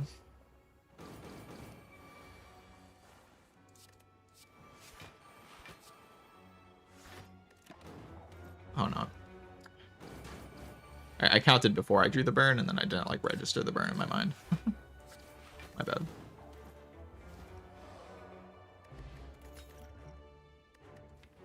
Oh, what fun. I can nightmare my cringe. It doesn't actually work is the problem. Like I don't restore my HP in this act, and I don't have enough campfires to like support what I'm doing. I just take chip everywhere, and then like I end up with this deck that's trying to nightmare waveform. Is that what I'm trying to do? Like if I end up trying to do that, then like all of my block cards turn off. The waveforms just can't be the plan, right? It has to be footwork. And like, am I nightmaring footwork? That's just too slow. Like, I just have to exist off of what I have now and find a card that gives me Weak Chain. I can't like take a nightmare.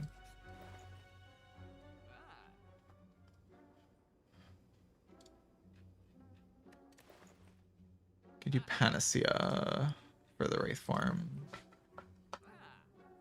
Take a Gambler's Brew. Sounds pretty reasonable. Getting the ability to play Wraith form helps this deck a lot because I don't have plans.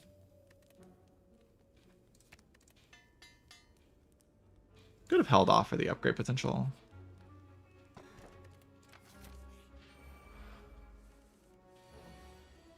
Maybe that was reasonable for some reason. Could see it.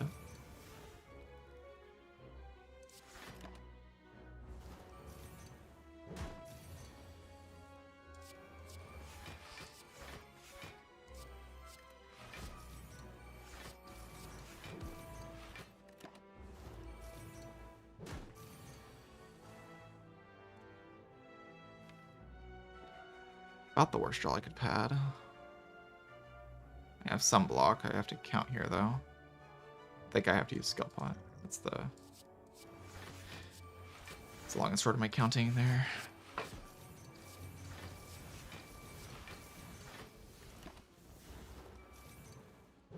Yeah.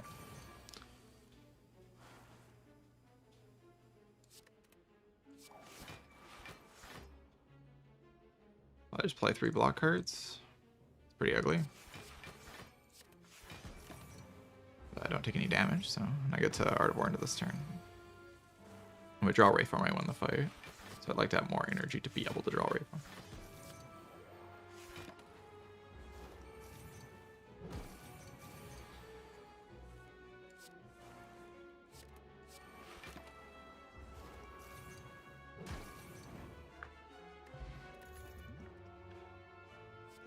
Weak Pot, dodge and roll, sure. Hopefully I draw Fuma fast enough in this fight.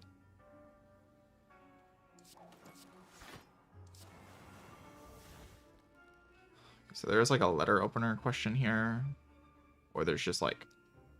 I mean, I think I just take the letter opener.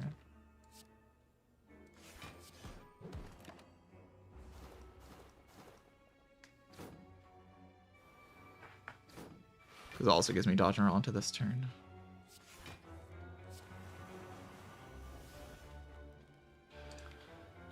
Take letter opener again.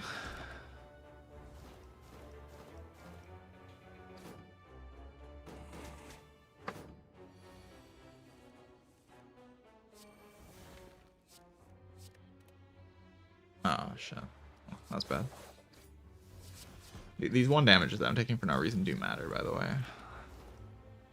They're entirely avoidable, and they do matter.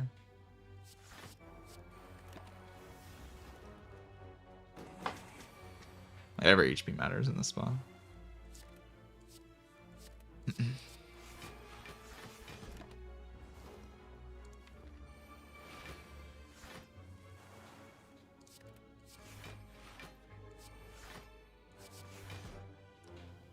And do I have lethal?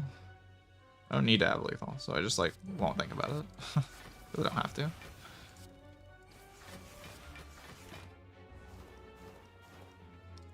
She dies next turn.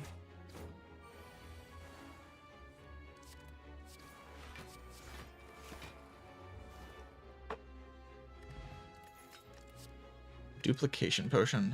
Really wanted to keep my weak pot. Dupe pot is really good, so I'm gonna take that. God, really? That's just really freaking rude. Thank you, game.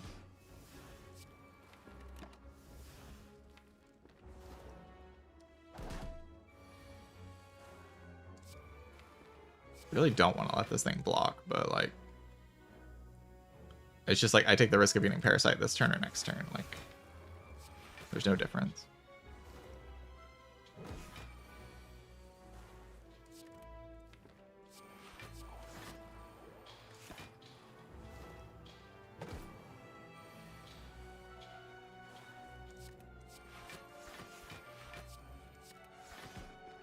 Decent amount of attacks in my deck.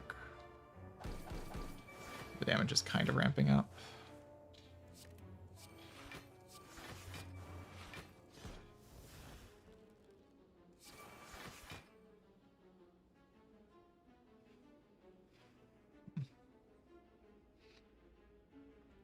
Obviously we don't take this damage, but how do we manage this? Because that blocking here is really scary, but I can't like hit it again after I hit it this time, so yeah, it's fine. Get out of this fight with no curse. It's good. Can I get a Wellight Plans? Like, oh my god. Second after image isn't exactly what I'm looking for, but it is okay. It's like add more powers to the deck. What can go wrong?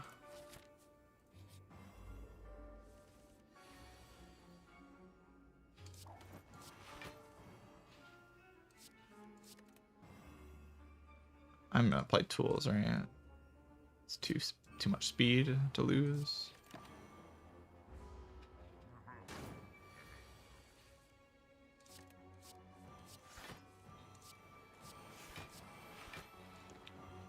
Exhaust, die.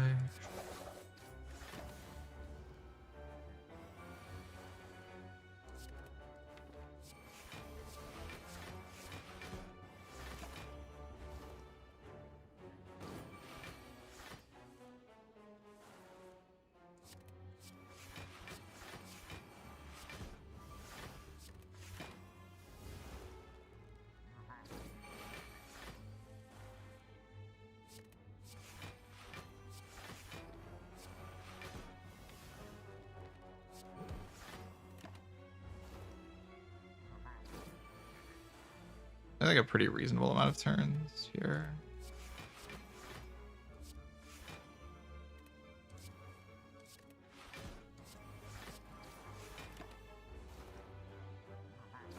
I can even play Wraithform at some point for free. I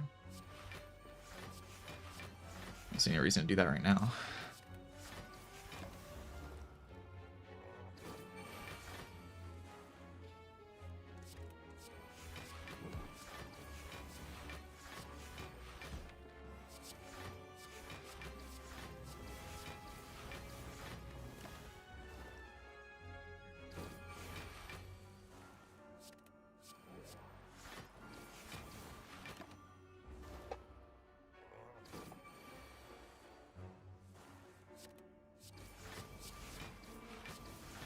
Alright, a Journalin and Kunai. Give me a Journalin and Kunai. Okay, we're halfway there. we're halfway there. Okay, not quite all the way. Not quite all the way.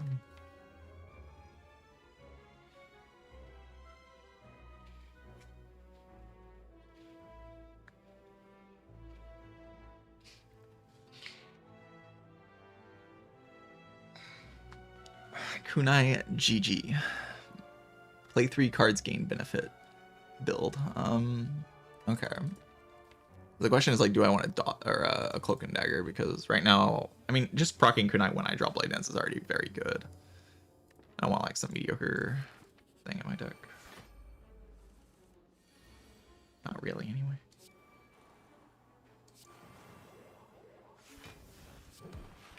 I don't know why I hit that one. That made no sense. I should have hit this one. Why is this baseball enemy so freaking evil and scary?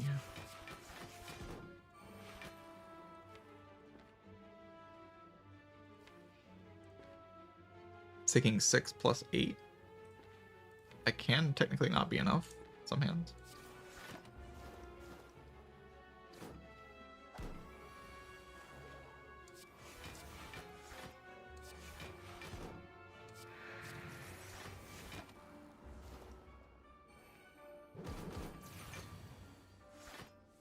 Skip some of the Blade Dances. Yeah, throw you off my trail.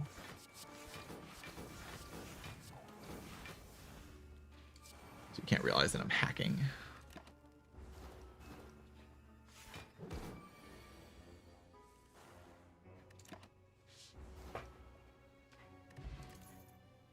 Acro.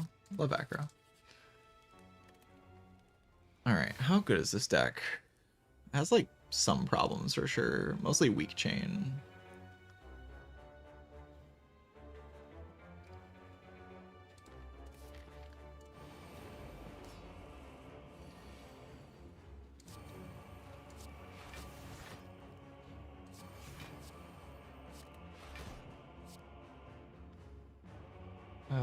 to play this. Dangerous game to play, though.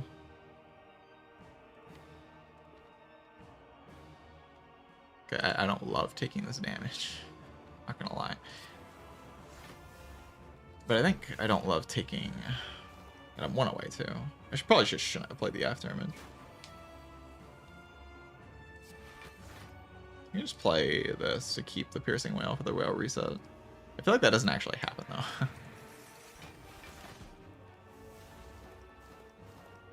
And I can block this guy through a whale reset with my, or one with Wraithform, but also with, just Kunai, being Kunai. Probably just have to play those.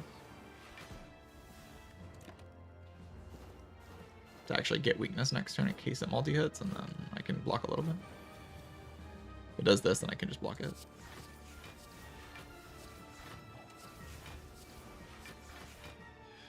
Play Fuma or no?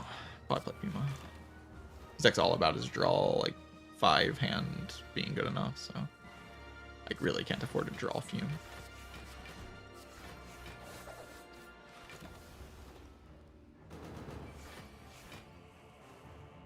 Okay, Tools is in play. That should win the fight. Could even play Caltrops. Like, you could just argue you're meant to dump everything into this. Because you're trying to cycle the Kunai, but I don't think it's actually true. Like, I have enough cycle now with the acrobatics, so I don't need to rush too much.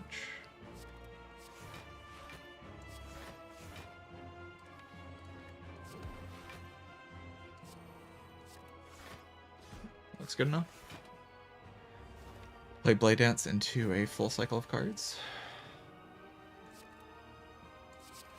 I guess maybe it's not good enough, actually.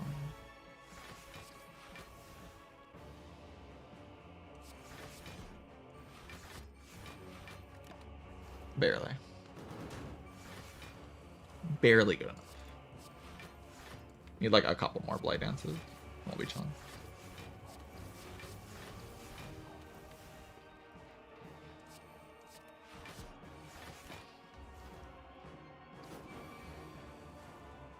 Imagine a well-laid plans in this deck, chat. Can you imagine that? I can. I can certainly imagine a Blade Dance in this deck. Kind of a beautiful thought. Or, not a Blade Dance, a well-laid plan. Good thing I took the Tools of the Trade, though. Thought that I would be, not in the greatest position, I don't think.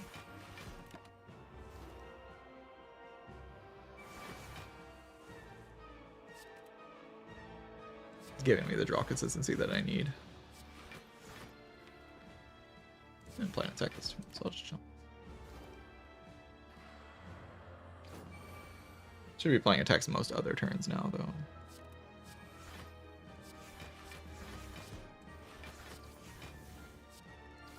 Once again, just barely good enough.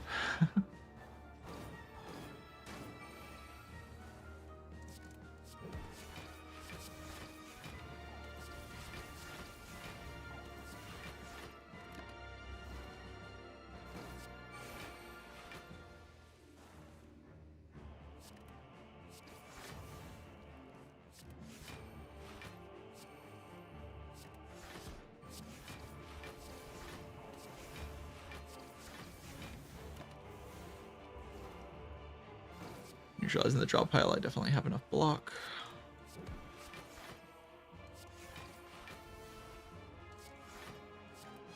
Only deals 39 when I hit with neutralized. Jesus. Goes from 66 to 39. What a ridiculous, stupid card. Relic. It's dead, right? I think so.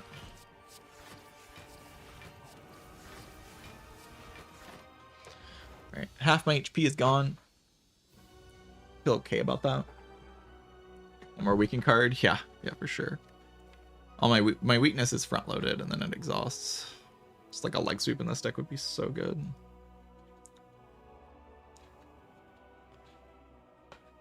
The deck is okay as is, but okay. The Sussy.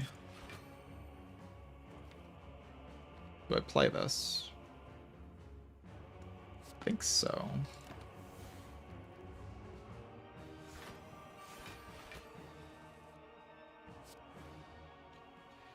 Yikes, man. Okay. I was really hoping I would draw weakness that turn. That's brutal. God, that's such a brutal draw order. What does this go to? It goes to 10, which weakens to 6. God, that's so bad.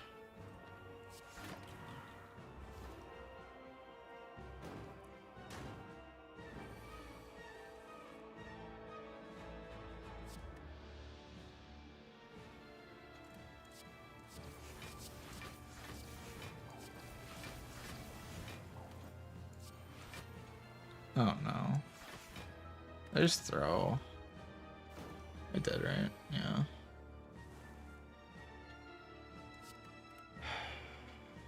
It's never enough block.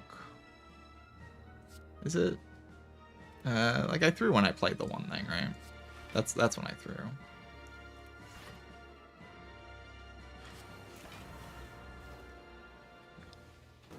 I just don't have enough here. Like I can't deal with the draw down. With this deck is the problem. Yeah, I do kunai up eventually, but like it takes so long, and then the draw down just kills me.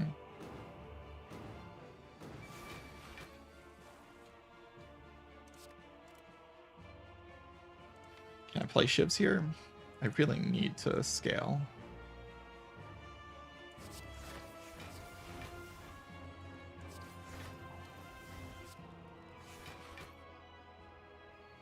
If I play this, I go to 3, it goes to 7. I mean, I can't let more slimes shuffle in or I just will die. So I take 1 here, right? Or no, it goes to 8. Which is perfect, right? Yeah.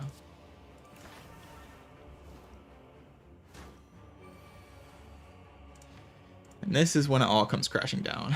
This here is when it all comes crashing down. I can't deal with the turn after this turn, basically. I can play like After Image and then I'm just draw down. So I don't see any cards and then I don't see weakness and then my deck is full of garbage. I don't think there's really much to do about it though. I can't like afford to dig here, right? Because I need to be able to Gambler's Brew off of the acrobatics.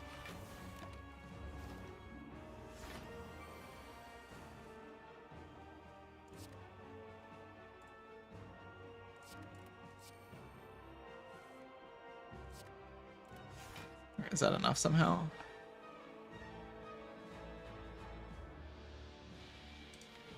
Like really close to living this. Like Blade Dance. It's 5 card plays, 6 card plays. Goes to 9, and then I play. I don't even have the energy. Oh no, that's so bad.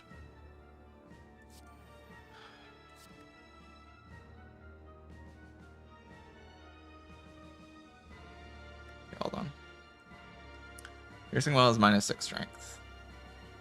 It goes down to its base number. Which is 7 times 3. 10 times 3. 8 times 3. 12 times 3. 14. Yeah, 12 times 3 is blockable with defend. Does that block?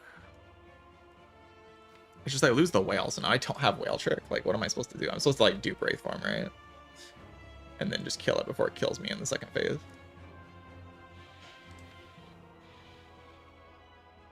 The Wraith Form being unupgraded. A single Wildlight Plans in this fight is just completely fine. So cringe. This is so cringe. Both times he's not blockable with Blade Dance, right? And like splitting the clock. It's just not.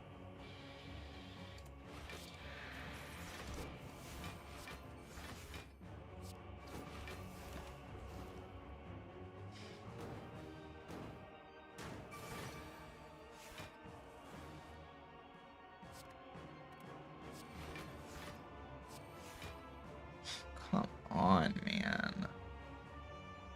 That sucks. That is so sad. But it does the big hit this turn, and also I don't draw. Like I don't like, look at the draw pile. It's so unlucky. Oh my god. The Gambler's Brew here. I can't play Wraithform now. I will just lose the fight. I want to play Caltrops into something. Suppose we keep Artivore, unless this splits it. And I want to split it next turn. I don't really want to split it next turn, is the thing. So like it either splits or it doesn't. Oh, actually, I want to split. It does split.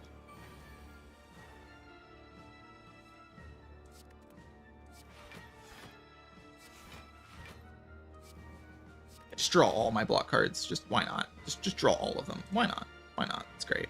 Love that. That's just really freaking awesome. I'm dead. I'm just dead.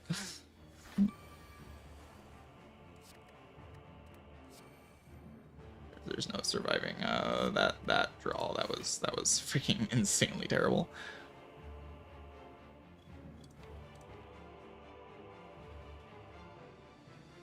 One, two, three, four, five, six. That just like has to live, I guess.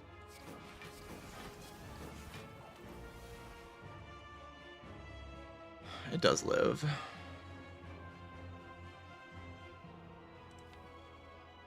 And I have to play Wraithform and like pretend like I'm fine. I just die though. Like there's just no way, right?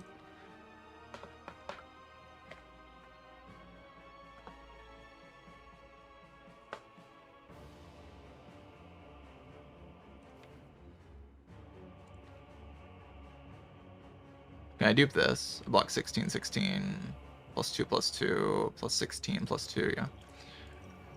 So I have to like block with this dodge and roll next turn, basically. I have to not draw Wraithform as to attack me, and okay. That's just game. I think.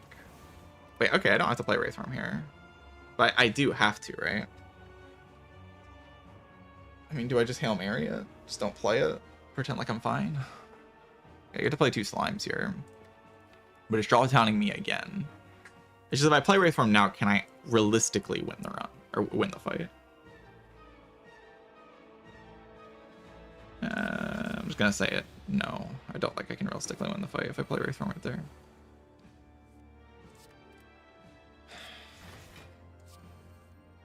Okay, we're alive. Holy shit. That's insane.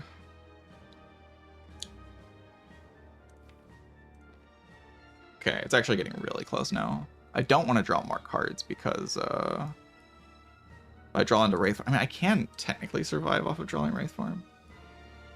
I'm never playing this, right? It's too much energy.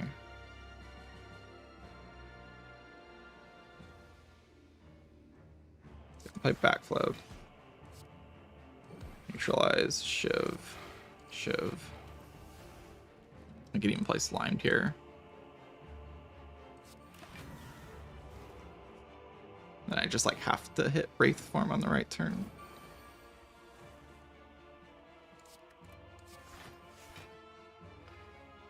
Is this enough block? Wow, and then I play Wraithform next turn and then it dies. Insane. Absolutely ridiculous that I won this fight.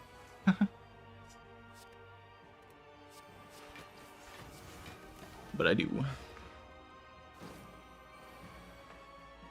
Fuma's just too good. Fuma's just too good. It's all Fuma.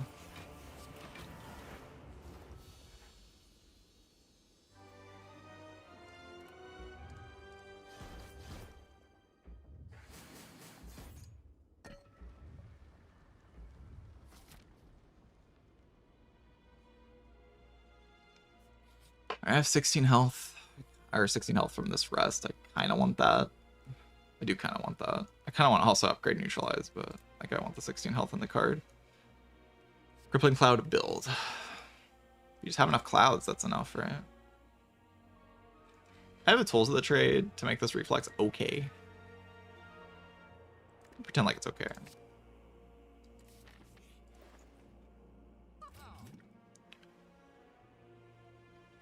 Get Dupe Pot back, which is really good. I'll take a Vampire, I think.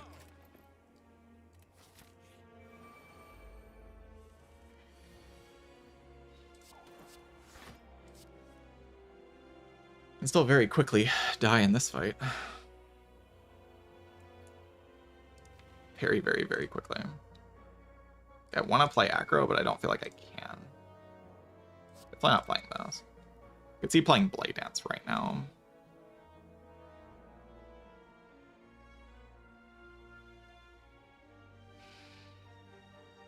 So I can play aggro. But if I hit Wraithform, it's just so bad. I need to play Wraithform if I draw it. I need to play Fumes if I draw it. But I need like the full artifact strip. Yeah, so we just do this.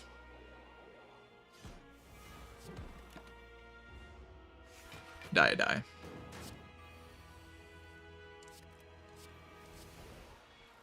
What? What is that draw? So good. That's such a disgustingly good draw. Just filthy, filthy good draw.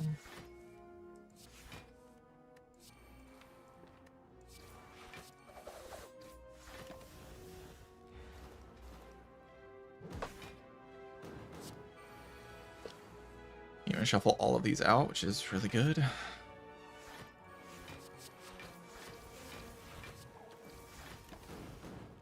Alright, no safety in the draw pile except for Whale. Okay, Whale's actually in the discard, so. Alright, is this more block than anything else, or do I just play full block cards? This blocks a lot, so it might actually just be better than the block cards. Weakness here is just kind of insane. Like, that goes to 7 times 4, right? 7 times 4 is still a lot.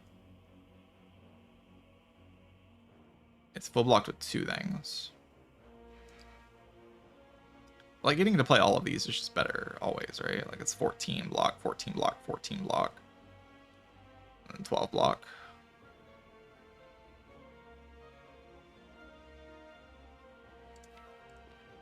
I don't know, I should do math. That thing goes to like...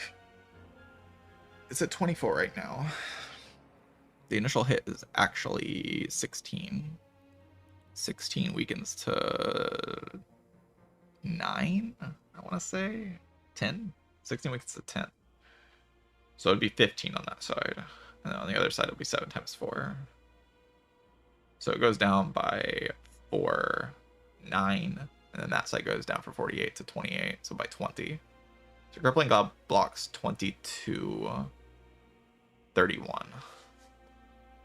Which is more than 2 defense. 2 defense block 12, 14, 28. 31 is more than 28. Okay. I figured it.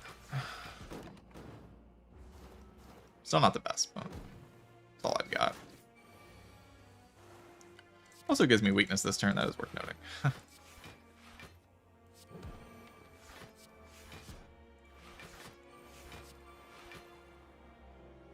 Shuffle.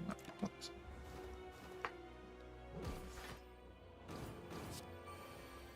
So I have to beat the heart on this HP value.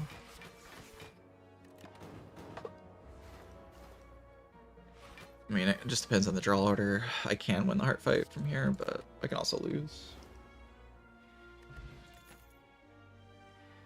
Weak. There's also a whale, but weakness.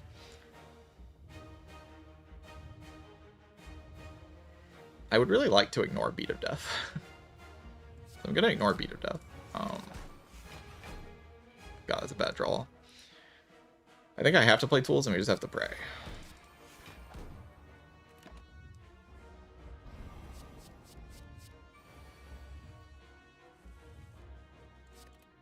Praying successful.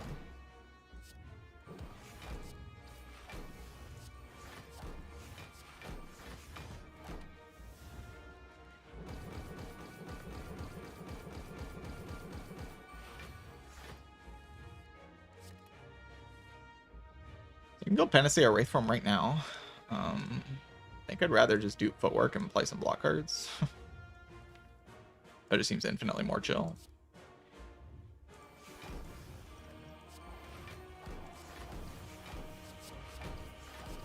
Play a block card.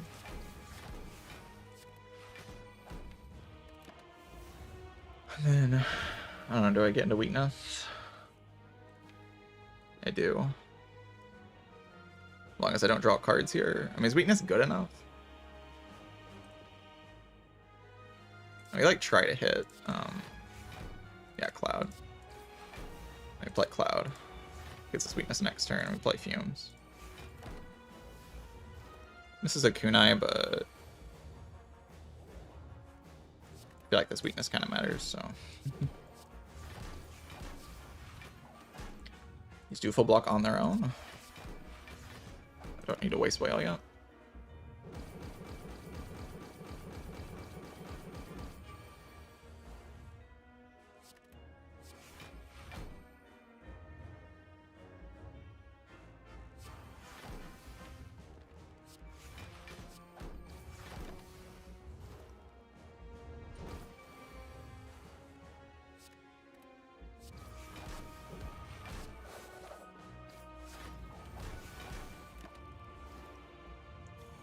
We do have a 3v to death. Your pot, maybe soon. I just don't need it yet.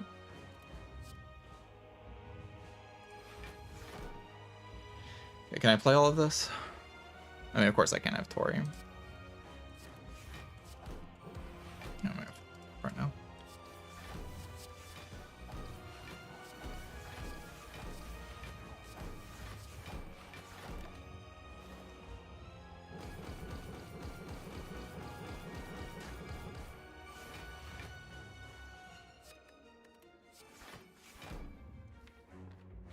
It's not my favorite draw, but it is fine.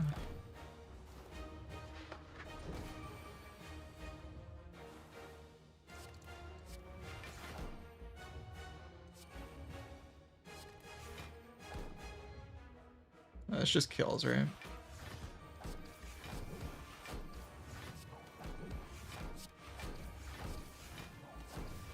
Yeah. GG.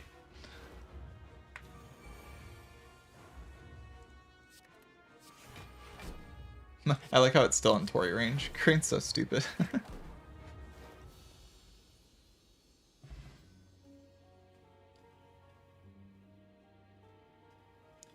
Crane is just a very stupid relic. Next time the game can just give me a freaking Wellite plan so I don't have to work for it.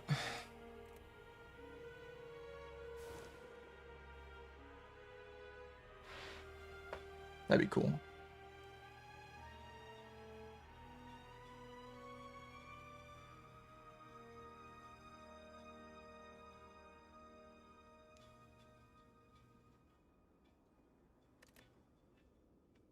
Definitely needed the kunai drop to beat Time Eater. Time Eater was really rough.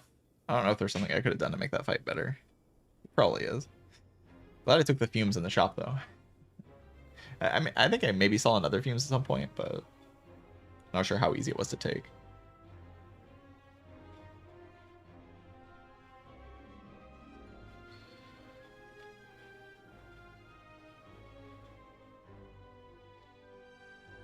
Yeah, GG chat.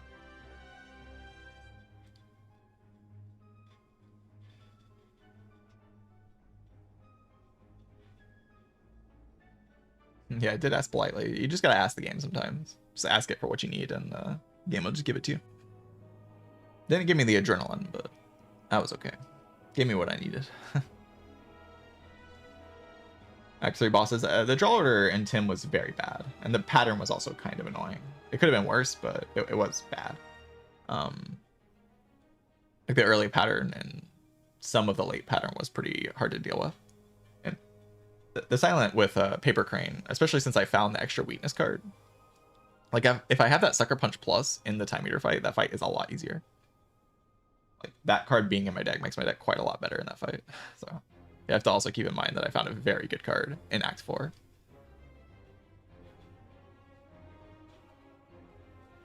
But yeah, it was a draw order thing mostly. And also just Tori and Crane are extremely good against the heart and consistent. Well, Time Eater, it's not as good. Can't just Paper Crane every Tori every multi hit until like the like what cycle do you stop touring? It's like literally the 20 by 15, right? Yeah, you Tori all the way until the 20 by 15 with Paper Crane if you can keep weakness up. Like a pretty stupid combo.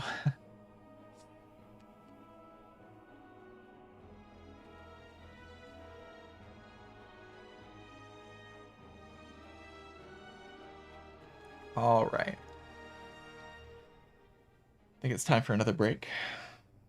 Don't know if I'll play another run. I might do a defect card tier list. Maybe. I'll see when I get back. I'm gonna go get some water, see how I feel. That one was a little bit stressful, so I don't know if I want to play anymore. But I'll be back in a few minutes. BRB.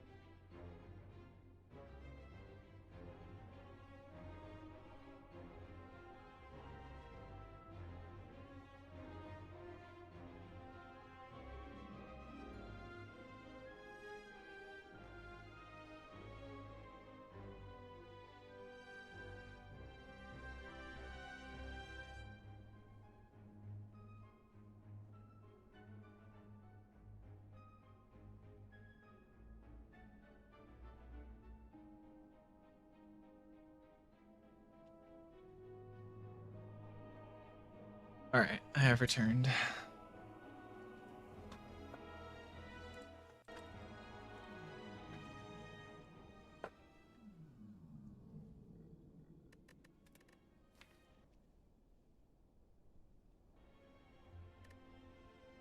Buying Paper Crane, I think worked out pretty well. Paper Crane Noxious Fumes.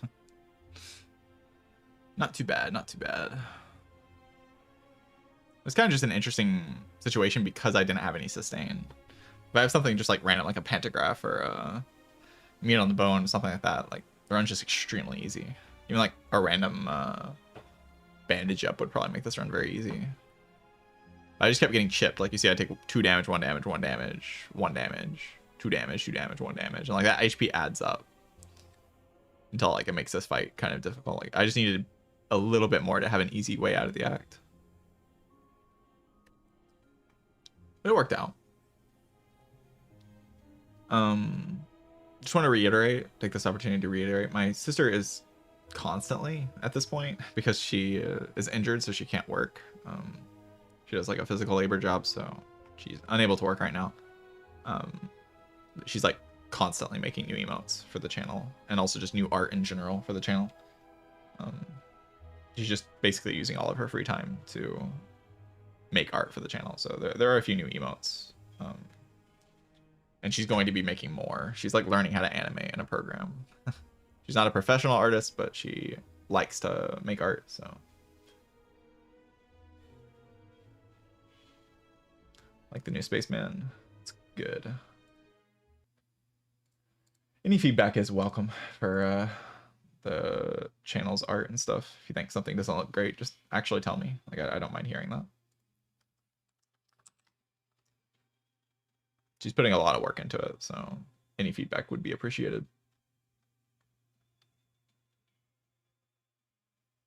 All right. I'm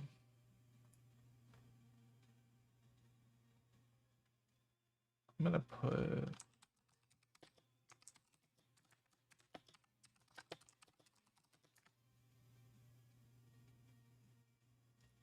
Higher frame rate in the starting screen. That'd be difficult for her to do.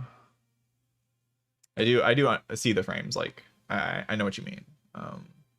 And there's like some inconsistency in the frame rate on the starting screen. Like I know what you mean, but it's just like there's only a certain amount of frames.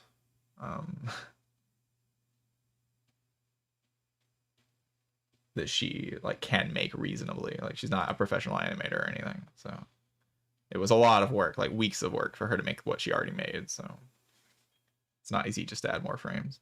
But I know what you mean. It would look better if it was a higher frame rate. Curious if you did the other two tier lists for Defect and Watcher.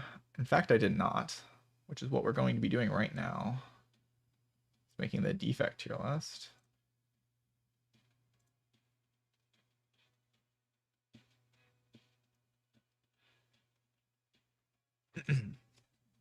that is what we're up to currently. Like the lower frame rate adds to their charm. It is a bit charming because it like looks more. It doesn't look as like high end professional, but while the art quality is still pretty great. So, all right, goated. We have goated cards. We have bad, but Defect owns, so not that bad. Mid. I'll remove a tier here, I think. Good. Great. I have generally a high opinion of cards in this game, especially Defect cards. I don't really have a low opinion of a lot of Defect cards. Even the bad ones I have a decent opinion of. I just am more positive on this character. All right, Aggregate. Aggregate's probably in Great. I don't think it's in Goated. I maybe would have put it in Goated at some point in my time playing Defect, but I build a lot more streamlined decks nowadays. I just kind of focused on a specific win condition, and if I'm focused on a specific win condition, often my decks don't actually bloat out that much, and often I'm a little more scared to add a greedy card in the early game. If I can't afford to add this, it will basically always play by the time I reach the late game. Like it's not like I'm building 15 card decks or anything. Like even in infinite decks, like this card is good. Like this card is good in recycle infinites. Like it's not a joke. Like it just is, because you add a lot of cards like Skim and Cool Headed, so this card just scales off of those cards. It's good with Snecko, and it's also good without Snecko. Like it's just good in all situations basically in the late game. It's just a hard card to pick early because it's like kind of hungry for the upgrade at some point, and in the early game it is just a brick a lot of the time. It randomly high rolls sometimes, but it's just a brick a lot of the time. So I will find myself skipping this sometimes. I will still click it though, of course. In the early game, it's a card worth greeting. It is just that strong. Should there be a Thunderstrike tier below bad? No, the worst cards are going to be in this tier. I'm just putting it like this because I like Defect, so I just want it to seem like Defect's cards. The cards that are here are truly bad cards that you should probably take extremely rarely. And All For One is probably teetering on the edge of being in that tier, but I think I'll just put it in mid. Sometimes you see this, like it's good with Snecko, right? And Snecko is something like you want to pick on Defect a reasonable amount of the time, so just the fact that it is good with Snecko is probably enough to make it not terrible. In most defect runs, I would say this card is really bad, though. It's an idea that's very important to defect, and that's that you really want your output to be front-loaded, because Act 4 is very unfair, and requires you to have very high front-loaded output to survive. And All for One is just not that. All for One is back-loaded output, like it's output at the end of your deck cycle. And that's just not good. Like that's just not good enough on defect most of the times. It's just bad. On Snecko, this thing is very different, obviously, because your front load output is already boosted by Snecko, and it's also just is good, just kind of on draw with Snecko most of the time. So very different card with Snecko, but like with Snecko, it's a good card for sure. Maybe even a great card, probably. All for One, get itself back if it's 0 cost. Not immediately. If there's another 0 cost All for One in the discard pile, it will bring that back, of course, and they can bring each other back. But it won't bring itself back immediately. All right, Amplify. It's definitely one of the more mediocre ways of scaling your powers. It's probably below All for One just because like it's like around that tier of card. It's probably a bit better than All for One without Snecko, but with Snecko's existence, I think I would put All for One higher. Amplify is just, it's just a lot to require. Like in general, you're gonna find me kind of lowering cards that I think need combination pieces to work, which is like things like Seek, things like Equilibrium, things like Hologram. These things are very powerful on defect, but if I see those combinations, usually I just win the run anyway, and I don't need like some gimmicky combo to make that win me the run, because I just have powers that already do that. Like I have my defrags, I have my loops, I have my echo forms. Those cards are already winning me the run, so I don't need some like gimmick of Amplify. But if I don't have those, or I don't have enough of that, then Amplify can fit into a package that's already strong and make it stronger. Raise your top end to make it to where you can win a run that you otherwise couldn't win, like outscale a heart that you otherwise couldn't outscale. But typically, you just have enough already. It's just usually way overdoing it. And if you don't have the combo cards like Seek, Equilibrium, Hologram, those types of things, then this card is just really bad because it doesn't line up with the powers. All right, Auto Shields. I'll put Auto Shields in good. I've never really had that high of an opinion of Auto Shields, despite I think other people's opinions of the card being pretty high. It's a decent front-loaded block, but I don't value front-loaded block that much on defect. I'm fine with just resting, and like avoiding adding bad cards to just rest. But I will, of course, also add the front-loaded block card to also, and then also rest, and then farm hallway fights. Like this card is very good at hallway fights. It's one of the kind of central cards you can have in your deck to say that you're not going to take so much damage in Act 2 and Act 1 hallways, which lets you farm them, which lets you win the run. It's very important on defect to be able to go to Act 2 hallway fights, so, and Act 1 hallway fights. So Auto Shields is great for that, and that's why it's a good card. But I don't think I'd put it in great. It's not a card I actually want in my deck. If I can avoid putting this in my deck, I just will. Like if I already have a good hallway deck, I just won't add this card. Like if I don't need it, I just will not add it. It's not a card that helps me do the things that I actually want to do on defect. In fact, it gets in the way quite a lot. So it's best to avoid, but obviously if you need it, you need it, and you need it a lot of the time. So it's definitely good. All right, Ball Lightning maybe top of good, bottom of great. I don't know. It's one of the best cards. Like this is one of the best vibes cards to see in the early game for sure. Like floor 1 Ball Lightning is just so nice. Like it's really, really pleasant to see. And it never really stops being good. It's just sometimes mediocre, like in Act 2. In Act 1, it just dominates. Like kills Laga, really good against Knob. Kind of mediocre against Sentries, but that's okay. Very good at like splitting the Guardian. Very good at dealing damage to Hexaghost. Good split card for the Slime Boss. Like it just dominates Act 1. Act 2, it falls off a lot, and then in late game it can come back because your lightning orbs can be what your damage is. Like Zap and Ball Lightning can just be how you kill a heart, and you just focus completely on Frost Orbs up until that point, and Ball Lightning kind of enables that strategy because it just makes your Frost Orbs better. So it's just a really good card to add in the early game. Like you see this in the first shop, you just buy it. It's just wonderful. Like it helps you so much to build the deck you want to build. It gives you so much value, saves so much HP. Just a really good card. I don't think I put it in great though, because it does fall off in Act 2, and like you do at some point just stop picking this. It's just one of the best Act 1 cards to see. Maybe the best damage common to see besides Cold Snap. Cold Snap will probably be in great. Barrage. Barrage is probably the best way to do, like it could even be bottom of good. maybe it's bottom of good. Like Barrage is the best way to scale your damage in late game, like off of just a simple attack. Like the other option is Blizzard, and Blizzard is definitely worse than Barrage. And a decent amount of the time on this character, you do need to be like, okay, I'm scaling to this point, and I need to like deal enough damage to the heart and to the act bosses to actually kill them.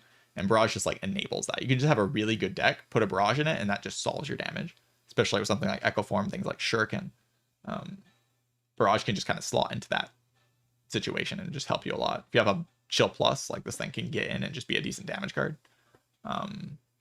It's not great, definitely, and it's not at the top of good or anywhere close to the top of good, but it is a decent card that ends up in decks pretty often. Beamsaw put top of mid. Beamsaw's primary purpose is on specific swaps, because I swap basically every defect run. That's an important thing to say about this tier list, is that I do swap like every defect run. So this is with that kind of perspective. But Beamsaw in specific swaps does get a lot better. Like in Blackstar swap, this thing lets you kill Book of Stabbing, so it's pretty good. Like Blackstar swap, one of your biggest problems that you have to solve is how to kill Book of Stabbing Act 2, because typically you do want to try to kill Act 2 elites. And Beamsaw is one of the best ways to do that. On something like a Cage swap, you shuffle into this thing faster and line it up with your combos more often, which makes it a lot better. But on Energy swaps, this thing is terrible. On Snecko swap, this thing is terrible. Also on Pyramid swap, this thing is very good. And obviously it's hard to say if it's good on P-Box or Astrolabe swap, but it probably isn't. So on most swap situations, this thing is bad, but it is good in some specific spots in Act 1. And then in late game, it can randomly be okay, but not usually. Definitely higher than these cards, I think, though, just because of its place in specific swaps. All right, obviously Bias Cog is one of the best cards in the character, arguably the best card in the character. I don't think it actually is the best card in the character, but it's definitely in the top 3. Just an absolutely incredible source of focus and scaling. This card is a card people are just too afraid of sometimes. I see it all the time where people draw their Bias Cog and they just don't play it, and they take 10 damage randomly because they just didn't play their Bias Cog for no reason. This card is just such a strong front-loaded amount of output, and one of Defect's biggest problems is front-loaded output, especially in Act 4. Bias Cog really is one of the best Act 4 cards for Defect. Like, you draw this card in Spire Elites, it's just such a good card to slam down. Even if you can't deal with the focus down, like, it'll save like 30 HP in the Spire Elites. Like, just, it will do that. If you have a plan to kill them, and you can play this card, it'll just save that much HP.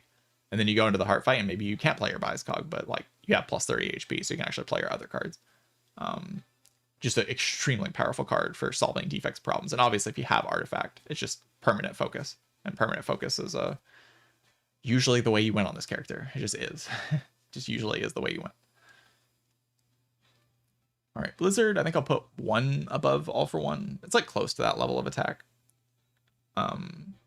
It's basically like a bad Barrage in most situations, but it can be fine. Basically, it just gives you damage for channeling orbs, and if you need to channel a lot of Frost to block, then this thing can help you deal damage. Like basically, Defect sometimes has a problem in Act 4. This is specifically an Act 4 card most of the time. Defect has problems in Act 4 where like you need to play like Glacier, Glacier, Glacier. You need to like double Glacier, Hollow Glacier. You know, like Echo Former Glacier, Hollow Glacier. Like that's the thing you need to do in Act 4 to actually block, because you have no focus. And if you're in that situation, Blizzard can actually be your out to deal damage, when otherwise you'd have to like trade out your orbs for zaps, or you'd have to spin energy on attacks like Strike or Barrage or whatever. And that will just kill you. You aren't allowed to spin energy on anything but blocking. And if that's the case, then Blizzard saves you in that spot, because you suddenly don't have to spend your energy on doing anything but blocking, and then you can kill a Blizzard. Like you only have to play Blizzard a few times after playing a million Glaciers. But that situation is pretty uncommon. I would say it's as uncommon as like Beamsaw being good, and less important than Beamsaw being good. So I'll put it here. All right, boost sequence. Put it top of good. I don't actually think boost sequence is great. It's a card. It's a card like auto shields, really. I could put it next to auto shields. I think it's a little bit better than auto shields, but it's like auto shields, where like it really helps you deal with hallway fights, but it's a card you do want to avoid. Like if you can build the good hallway deck without adding these cards, you'd really prefer to not add these cards. But if you can't do that, like if you're in a situation where you just have to take your boot sequence or your auto shields, then you will just take it. Like obviously it gets in the deck all the time, but a lot of these cards that are gonna be like here will get in the deck all the time. It's just good. But if you can't avoid this, it's best to avoid it. If you have like things like Chill Plus, you just don't want to take this anymore. This is way better. All right, Buffer. I think I'll also put it in good. It's a pretty good card. Yeah, but Buffer is pretty good. Like Act 1, it performs really nicely into a lot of the fights. Just destroy Slime Boss. Very good against Gremlin Knob. Obviously very good against Lagavulin. Very good against a lot of the random hallway fights. Good in Act 2 sometimes. It's not good against Book of Stabbing. That's one of its biggest problems. And is it particularly good against any of the Act 2 bosses? So for a 2-cost power on defect, it's not solving a lot of the problems that usually your powers solve, but it does do something. Like it does chip in and save HP. So I don't think I can put it lower than, maybe I can put it lower than Ball Lightning. I don't know. It's just like a decent block card, but it doesn't block some of the biggest problems the defect has. Like blocking Book of Stabbing is one of your hardest challenges on this character, and it doesn't block Book of Stabbing. So it can, but it doesn't do a very good job. All right, Bullseye. Bullseye is one of the better bat attacks. Like, it's not great, but it gives you Artifact Strip. It helps your orb scale into some fights. Like, this card in Giant Head is pretty good for just, like, actually making your orbs deal enough damage to kill it. This card can be a huge part of your damage in the heart fight. It can be a huge part of your damage just all over the run, especially if you're dealing damage with Dark Orbs. So, yeah, Bullseye's fine.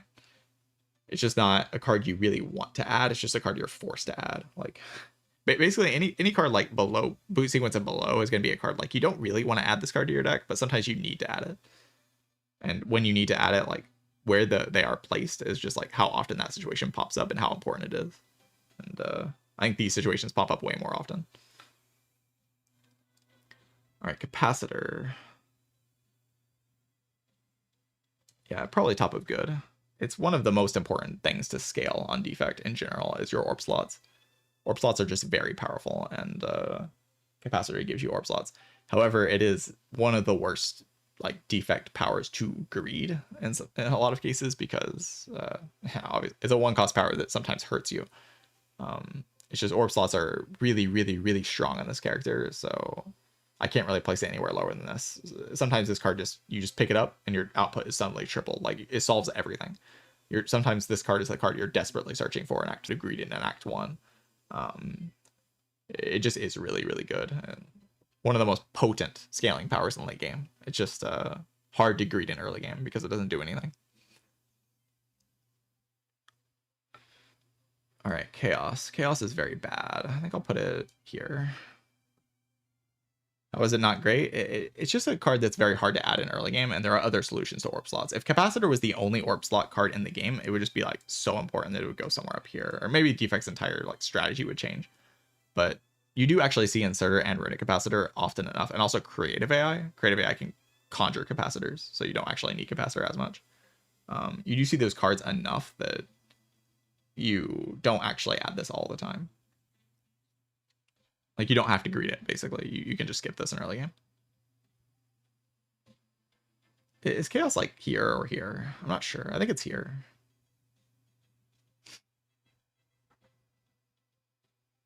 What is the criteria? It's just going to be the worst cards on the character. There are a few cards that are exceptionally terrible. We'll get to those. I don't think Chaos is exceptionally terrible. It still makes orbs. If it comes upgraded, it's just kind of a good card, like a decent card at least. Sometimes it's a card you have to take for desperation damage against like Slime Boss and Hexaghost, maybe even Guardian. It's usually just like a desperation take and upgrade into Act 1 boss if you need orbs. And then sometimes it can be good on an Inserter swap. Obviously, if you see Toxic Egg, this thing just comes upgraded in Act 1. It's pretty good. If you don't have any orbs and you see it upgraded in Act 2, it can be pretty good. So it's just not a card you can rely on. Obviously, it's random. So it definitely is better than that. Right, is Chill better than Bias Cog? I think it is. Chill is actually maybe the best card on the character. I don't actually know. Chill is the best Frost card in the game. It's better than Glacier, I think, at this point. They're close, though. Obviously, Frost Orbs is like... Frost Orbs are like the thing that win you the run. I assume to really like the Chaos upgrade. The Chaos upgrade is very good. It's just taking a card to upgrade the card is something that you need to do sparingly in this game. It's a very bad thing to like rely on taking a card and upgrading it. If a card is desperate for an upgrade, that makes it a lot worse. So and Chaos is just bad unupgraded. It's only good upgraded is the problem. Chill. Jesus. Okay. Where would I put Chill? Like, do I actually put it above Bias Cog? I don't know. I'll think about it as I make the tier list, but it's definitely one of the best cards in the character. This card solves one of your biggest problems, which is drawing Frost fast. You just take this card and you upgrade it. Like, it's actually like if I was ranking upgrades on this character, Chill would be up at the top. It would be one of the best upgrades. It is just that good. Like, this card will make other upgrades for you because it saves so much HP to upgrade this card that you will just not have to rest anymore, and you'll upgrade other cards. Getting Frost fast is just so good. It's so good in Act 4. It's so good in Act 2, which are the biggest like points where you die on defect, or is Act 4 and Act 2. It's also amazing in Act 3. This card without the upgrade is still a very good Frost card, but with the upgrade, it's just the best Frost card in the whole game.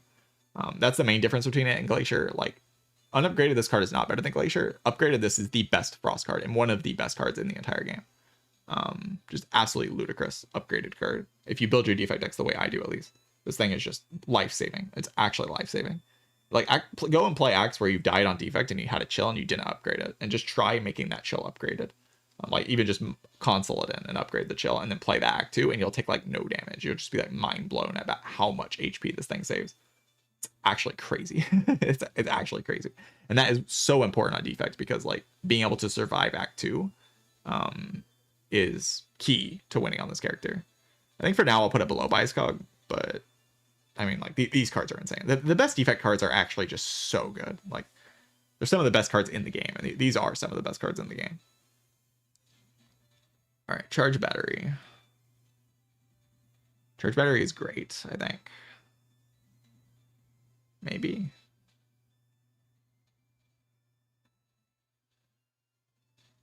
Yeah, I think so. I think I'll put it at bottom of great. It's one of the best commons on the character for sure. This is like one of the defect block cards that actually like you want it in your deck instead of being like Boot Sequence and Auto Shields where you really don't want it in your deck. Charge Battery is like useful enough, it has enough utility that you do kind of actually want it in your deck, and it provides like enough block in hallway fights that you don't die. Like, obviously it blocks significantly less than Auto Shields, right?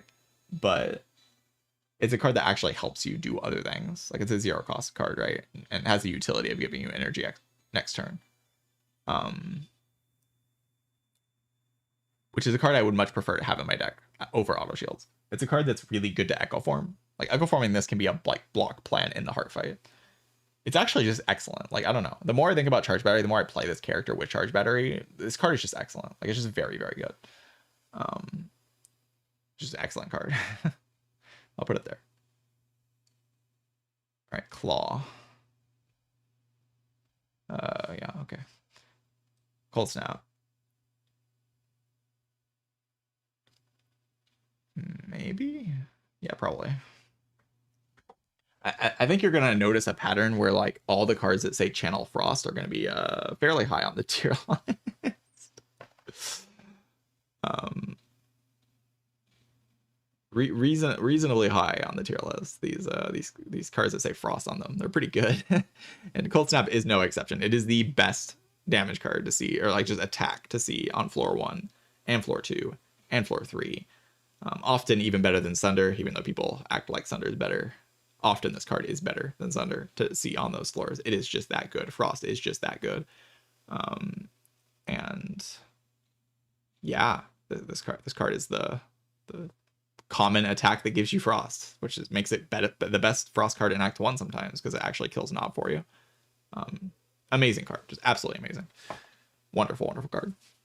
In the late game, this is the worst Frost card to see, but it's the best to see early game, aside from maybe Chill and Glacier, which are the best cards in the whole game. So, yeah, very good. Compile Driver. I'm going to put this thing above Ball Lightning. I actually really like Compile nowadays.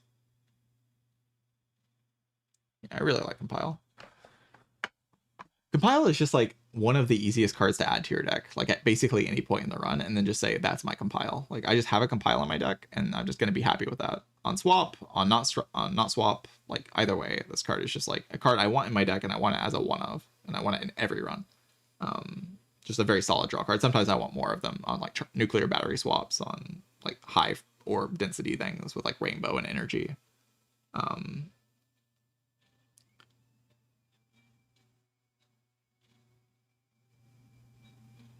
Yeah, I mean, it's just a good draw card. It's not the best draw card, but it's a good draw card. All right, consume. It's a good focus card. Unfortunately, it's probably up here. I don't think it's in goated, but it's probably top of great. It just says focus on it. It's one of like the text on it is one of the worst focus cards in, like you can imagine, but it just says focus. So unfortunately, it just happens to be quite good. It will end up in your deck way more often than you might. Like you can theory craft about this character and think that consume is bad, and then you won't add it to your deck, and then you actually play runs, and then you just add the card to your deck, and it wins you every run. This is part of the reason why Inserter is so good, because like you just want to get away with adding this card. You have a Chill Plus in your deck, and then you add a Consume and upgrade that. You have a Consume Plus, Chill Plus, and you just like kind of win the game. Like hallway fights just fall over and die. Everything just folds to this strategy, and then eventually you get an Inserter or some Orb slots like off of Capacitor, and then this thing wins you the run. Very, very good card just because it says focus on it, and can scale you infinitely with things like Inserter and Creative AI and stuff. And also it's a skill-based focus card, so it's very good against Awaken 1. That's worth mentioning. All right, Cool-Headed. Probably put it top of great. I think it is the worst Frost card overall. Like the worst dedicated Frost card.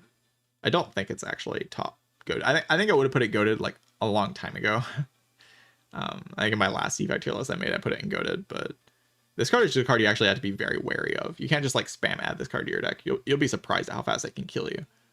I've seen a lot of runs, so many runs, maybe more than anything. Runs like lose to buying Cool-Headed or taking Cool-Headed in the early game and then walking into Knob and dying. Like you swap and then you think you can just add your Cool-Headed because you have 4 energy, and then you walk into Knob and you just die because your Zap is like owned. And this card isn't doing anything against Knob, so Frost is so good, why is Blizzard so low? I feel like you know the answer to that question. Yeah, I think I'll probably put it here. It could go up to like bottom. I mean, obviously in the late game, this card is like insane, like unbelievably broken. It's just like an Act 1 thing that's pushing it a little bit down. You have to be wary of this card in Act 1. Often you just do add it, but you have to be kind of wary of it. I mean, you don't have to be wary of any of these cards. Like you just add these at any point in the game all the time. Okay, maybe this card falls off a bit, but I could even see this card being like here. Just because like these cards you add at any time, no matter what, just makes your deck better, basically. All right, Core Surge, its goodness mostly comes from the fact that Bias Cog exists, mostly, but it also, like, Artifact is just kind of generically useful in a lot of different situations, and Core Surge, because of that, just kind of ends up in your deck if you see it. It just gets in the deck. It's just good. It's very solid.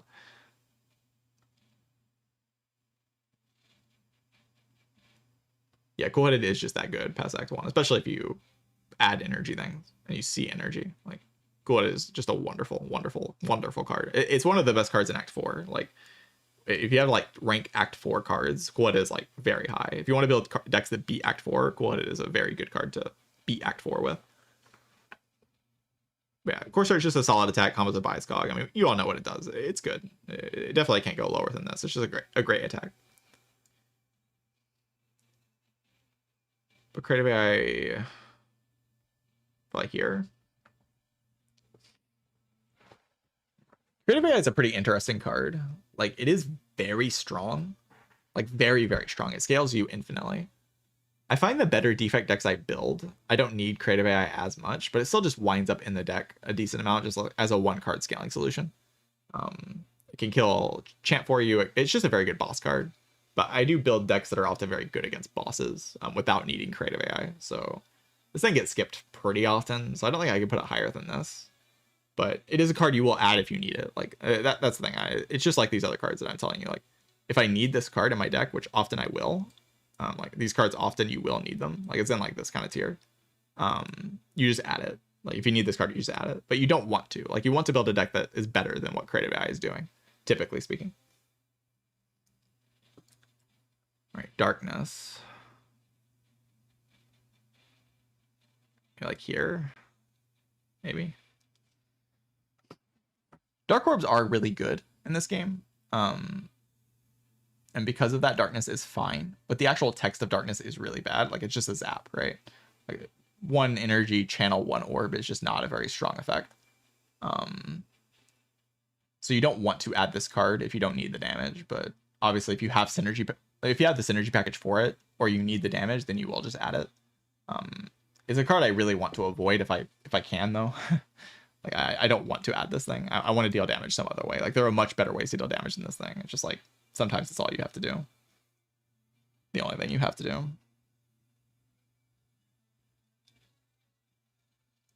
I often pick Kai and Desperation as a skill issue. Yeah.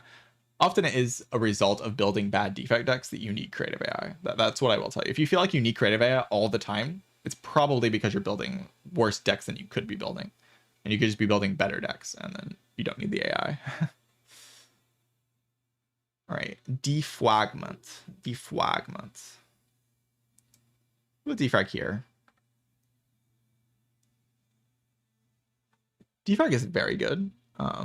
Obviously, it's a little hungry for the upgrade, and a lot of the time I can scale without it, but most of the time, a lot of runs I can't scale without it. Like I will just take this card and upgrade it. It's just wonderful. If you have the Frost cards already, obviously this card just becomes an amazing draw. If you have things like Electrodynamics, things like Echo Form, like, you know, Self-Repair, things like that, this thing is just amazing. But it is like sometimes a card you get a little bit spammed with, like you get shown defrags in late game and they're unupgraded, and you're just like, I don't need that. It's very often that you don't need that, like compared to something like Capacitor where you do need it often. And that's because defragment is much easier to greed in the early game. Like you just take this card if you see it. Over other things like that are worse. You just click it. Very good card. I think I'll put it above Cool Headed, but below Cold Snap, probably. Vibes say that that's correct. All right, Giving Limb is an attack that I still have a decently high opinion of. I'll put it with Ball Lightning because I think it's like kind of that tier of attack.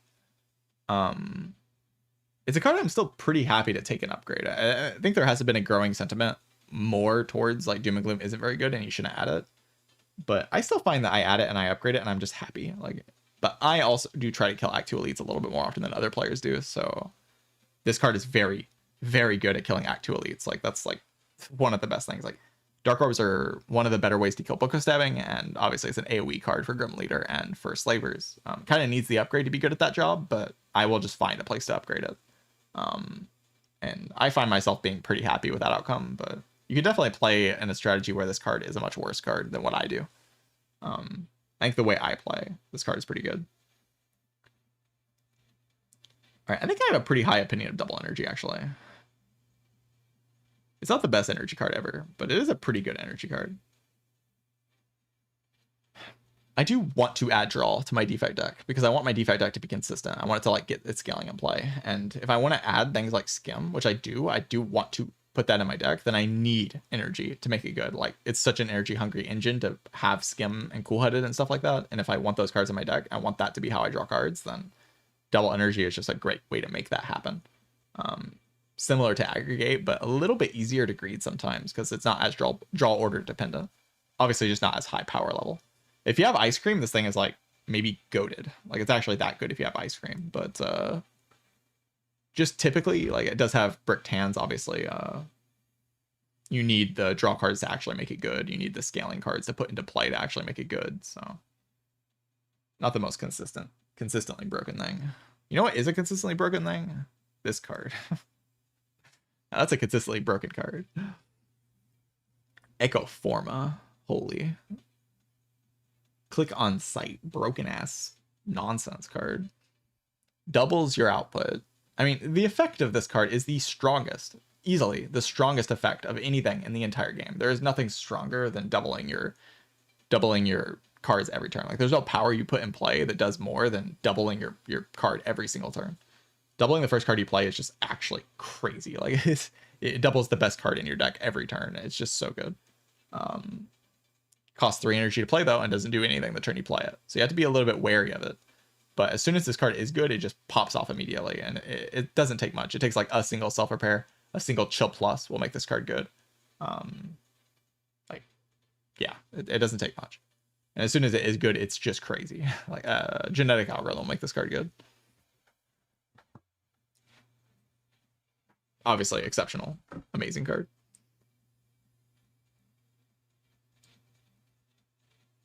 I think I'll put Electrodynamics here. Electrodynamics is like the best way to deal damage on defects. Like if I had to pick like maybe Meteor Strike is the best way, but it's like One of the two. Electrodynamics is one of the best ways to deal damage on defect. And hello, Merle. Thank you for the raid. I'm tier listing, making content. Marl. I appreciate that. All right. Electro. I think it belongs there. That looks good. All right, Equi. Spicy take. Spicy take on Equi. I don't think it's actually that great. It's pretty good. I don't think it's great, though. Equi is, like, very interesting. It's really interesting because it's part of one of the like core synergy packages that I try to put together on this character, which is like this, like, I can line up combos. Like, I want Seeks, I want Equis, I want Hollows. Like, it lets me make these things happen. And it's also a dense block card. So it's like a lot in one card. Like, it's a huge amount of power in one card. But the best defect decks I build don't involve Equilibrium. Like, I don't actually want to spend my turn playing a block card that blocks for 13 for 2 energy. Like, I just don't actually want to do that. Like, ever. On this character. I want to draw effect efficiently into my Frost and into my scaling, and that's what I want to do. Or into my kind of infinite combo or something. And yeah, the blind runs take way too long. Definitely can see why you want to be interested in that. I can see this card going up by 1. Like, I could see it being here. Maybe. I guess I'll put it there. Like, it is a very powerful card. Like I just said, it's very, very dense.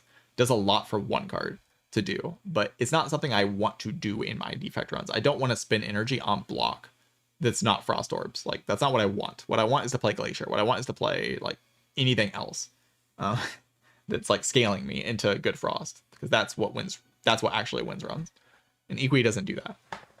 But it does line up combos, which makes it very powerful. Like, it lines up Core Search, Bias Cog. It lines up your best energy cards with your best draw cards. That's just really good, so... Fission? Fission is incredible. Fission's, like, actually incredible. Fission's, like, a card that's, like, way easier to underrate than, like... When I build defect decks, the defect decks I'm trying to build, Fission is so powerful in those decks. Like, it's actually just crazy.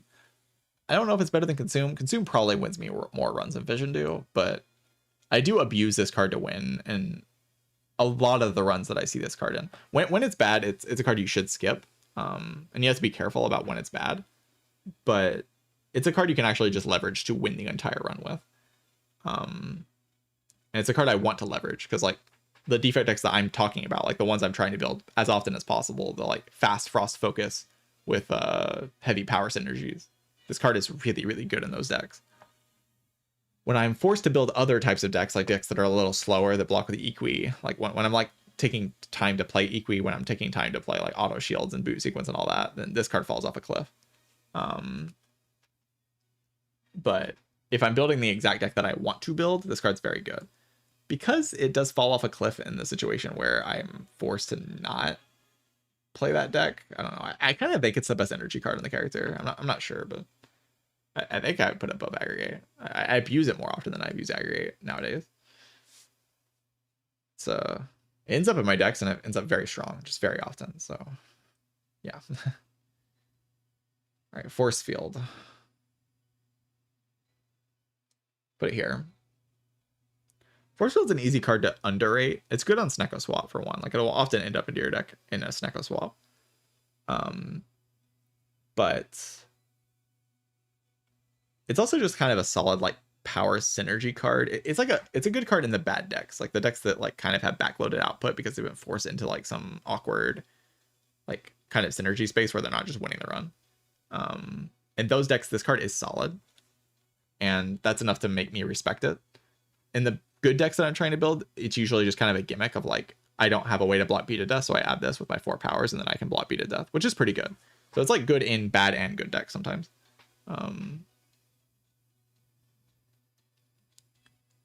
Yeah, it can show up as your entire block plan. Usually it's like your block plan to block Beat to Death often. Like, you're blocking most hits with Frost Doors, but you cannot deal with Beat to Death because you don't have loop. And in that situation, Force Field is great. It's a 0-cost block, 16 upgraded.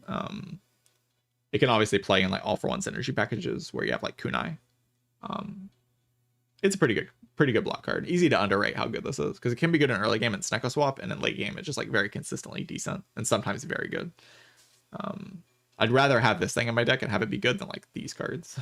I don't want these cards to be in my deck. It's just sometimes they have to be. I kind of want this card in my deck. Speaking of card I don't really want in my deck, but will just like end up in my deck sometimes. I like FTL here. Put it like here, next to Auto Shields. Putting it next to Auto Shields for a long time forgotten funny thing that I won't mention. FTL next to Auto Shields is very nice to just visually to me, but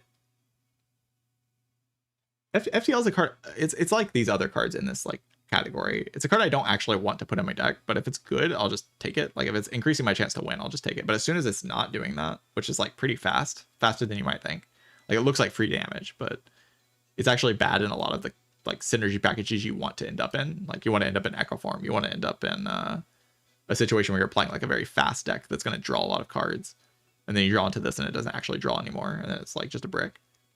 This like card can become a little bit better than Claw sometimes. But obviously in early game, if you need to kill Gremlin Knob and you're a little short on damage, this thing just increases your damage with like basically no downside. So it's also bad in Snecko, and Snecko is something you want to play into on this character. So it's best avoided if possible, but it will end up in your deck often because that's just how it works. All right, I think I'll put Fusion 1 tier above Beam Cell, or 1 tier below Beam Cell.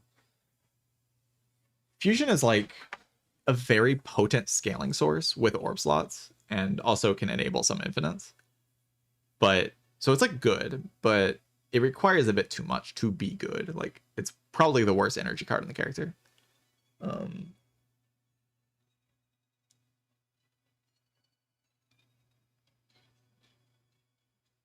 Yeah, it's kind of whatever. All right, algorithm. I go about algorithm here, I think. Yeah. Algorithm can win you runs. There are runs that you take an algo and you just watch it as it saves you 50 HP in like Act 2. Like you just take this card and it saves you 50 HP in Act 2. It's just that good. And then in late game is an apparition. So I mean that's pretty good. However, it's less impactful than you might think. Like if I end up with the deck that doesn't need to take these cards, then I certainly also don't need to take this card, right? It's just out of these cards, this is the one I would rather take because like it does a similar job. It's basically like Giga Auto Shields boot sequence, right? Because like this thing will do the same thing these cards do in Act 2, where it like lets you take hallway fights and blocks for you. But then in late game, it transforms into an apparition, which blocks like a full turn of the heart. However, that late game aspect of the card can be easy to overstate.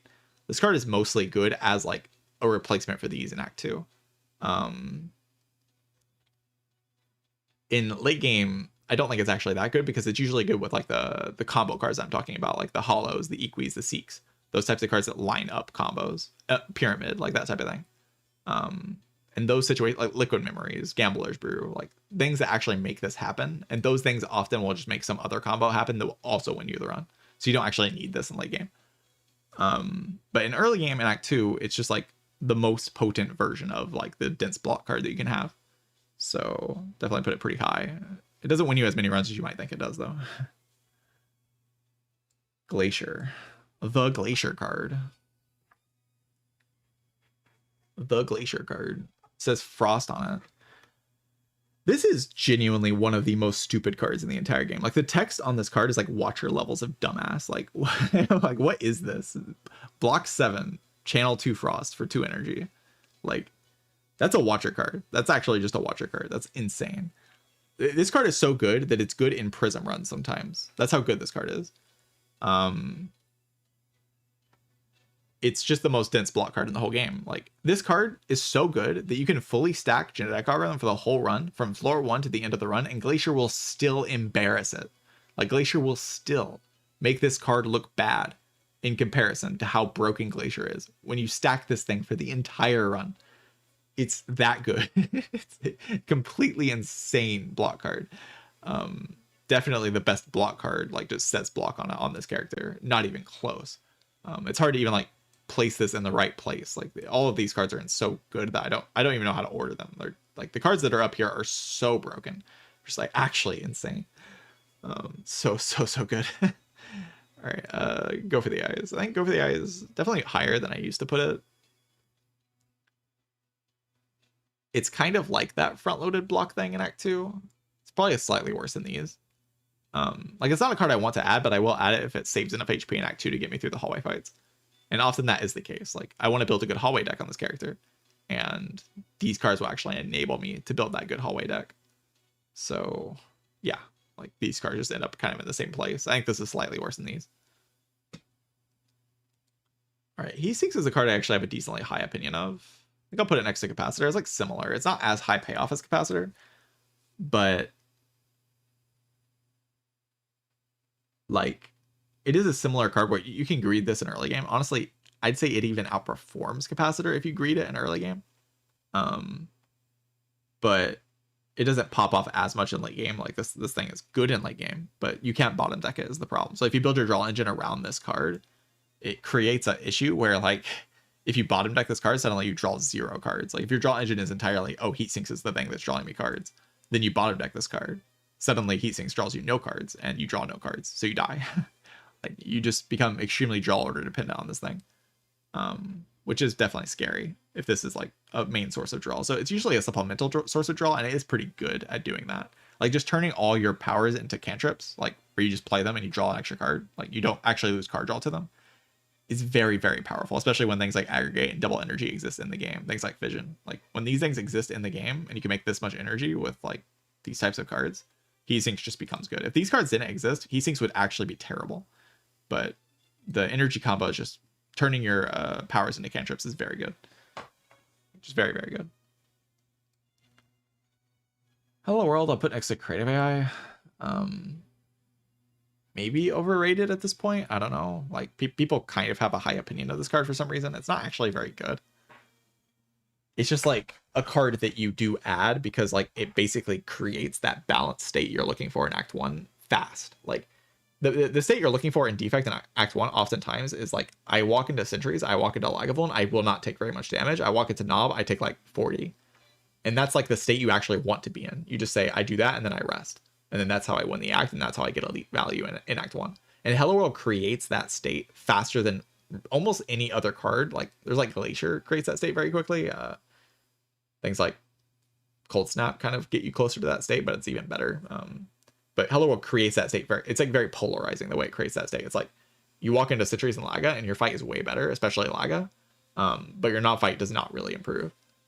So, but if like Laga, like just with this and like with very little other support, you often take 0. So if this saves a potion for you in Laga to let you like save 20 in Knob, and then suddenly you get like an upgrade out of it, and then like this thing can basically start a snowball where it like helps you win the run. And then in late game, sometimes this thing pops off. However, in Act 2, this thing is dog shit. Like this thing is actually really, really bad in Act 2. Very bad draw. If you really think about what it does in Act 2, it's just not fast enough.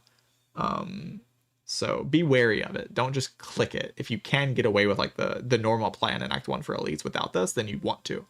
But if you need it for, and oftentimes you do need it for that plan to work, then you have to take it, right? So, all right, hologram. Hologram, maybe here, maybe here. I'll just put hologram. Great, it deserves it. Hologram's like similar to Equilibrium for me. New logo, yeah, it's an updated profile picture. My sister's just drawing a bunch of art, so things are subject to change all the time right now because she's just like stuck at home, so she's drawing a lot of things. All right, hologram. And she wasn't too happy with how the old profile picture looked, so she decided to change it. It's all her stuff that she's changing. But I was also not too happy, to be clear, about the profile picture. It was her old art style. She's gotten a lot better since then. So, but yeah, hologram. it's similar to Equilibrium where it helps you line up these combos, and I keep talking about these combos. Like, it enhances things like genetic algorithm, it enhances like draw energy combos that you have, which is something I want to do. However, in the best defect deck, the one I keep talking about, the imaginary one that's perfect, I don't actually want hologram in my deck. It's not a good card to draw in early turns on Act 4, and if it's not that, then I don't really want it that much. But I do want it. Like, I do want it. Like, it is good. I'm trying to build good decks, even if I don't see the most broken combo pieces. And hologram helps you do that. Like, it is a card I click all the time. Just like Equilibrium, I click these cards all the time. I have a reasonably high opinion of them. So yeah, hologram I'll put here. Helps you do a lot of things. Like with Snecko Eye, this thing is like actually insane. Yeah, it's actually so good with Snecko. Maybe it's like here. So good with Snecko. All right, Hyper Beam I'll put next to All for One, I think. These guys kind of belong with each other. Put it below All for One. It's a card that you have to be very careful when you add it. But sometimes you do need it, and sometimes it helps you actually build a better deck. Like, I keep telling you, or I keep saying that I'm like building these decks that are very fast in Frost and Focus. And Hyper Beam makes you slow in Frost and Focus, like immediately, if you actually play it. But however, you can add Hyper Beam and still just build the fast Frost Focus deck. Let it do its job. Don't upgrade it. Don't worry about it. Just have it in your deck. And then in the late game, in the end, it like bought you 2 cards. Like, you didn't have to add other cards to your deck. You added the Hyper Beam, which is worse than the other cards you would have added, but the other cards are still bad. So like, you end up with like a +2 advantage in the late game because you added Hyper Beam. In that situation, you want it in your deck. In other situations, you don't. Also, this card is one of the greatest slaver killers in the entire game. Like, there's almost no slaver killers, especially with defect with like hologram and the synergy space you have on this character. Like, this thing destroys the slavers. Which is part of the reason why the upgrade doesn't feel that great to me, because you still have to play it twice to kill slavers, which is its main job. So definitely not that great of an upgrade, even though the number is good. You still have to play it twice to kill slavers. So like, oftentimes you're just trying to duplicate it somehow in slavers, and the unupgraded version will still kill in that situation. All right, Loop.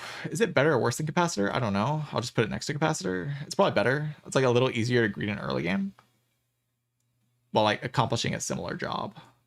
Maybe it's even like bottom of great.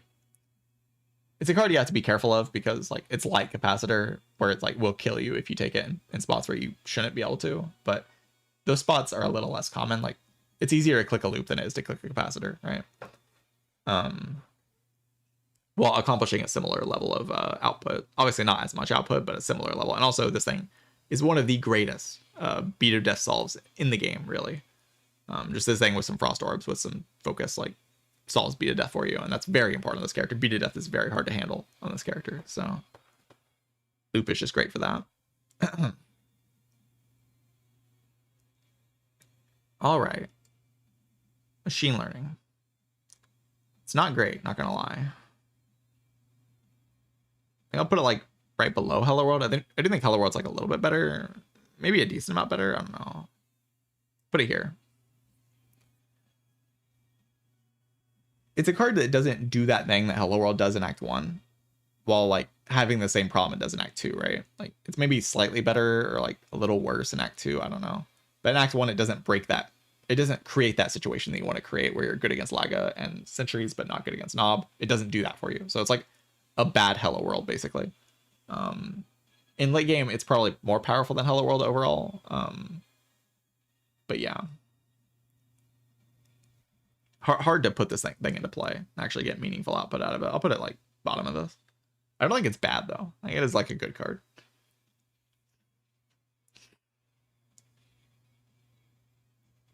All right, Leap.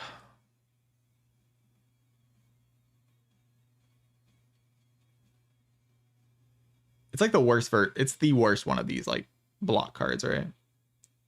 The block cards I keep talking about, it's like the worst one of those. Like, better than these cards, I think, are better than this, but it does kind of do that job. So if you need it to do that job, it will do that job for you. And often you do. Like again, these cards get in your deck all the time. Like, you click defect cards. Like, defect card rewards, I don't skip very often. So like, that's why these cards are all in good, because I will take them. And Leap is in that kind of category of like a card I will take. These cards are the ones I'm like actively trying to skip. Like these I actually will take if I need them. I just want to build a better deck if I can. But they do wind up in your deck all the time. Generally, Defect probably skips the least out of all the characters. But yeah, it's just basically these cards, but bad. So it's not actually like as bad as these, because you sometimes need it to serve a purpose. And it's like doing that similar type of thing. I expect this to end up above mid. I mean, it barely ever ends up in my deck, so like it could go down to like top of mid. Like it barely ever ends up in my deck. It's like the same thing, really. All right, Melter. I mean, it's just an incredibly awful attack. It's just terrible. I don't think it's bottom tier, but it is just a terrible attack.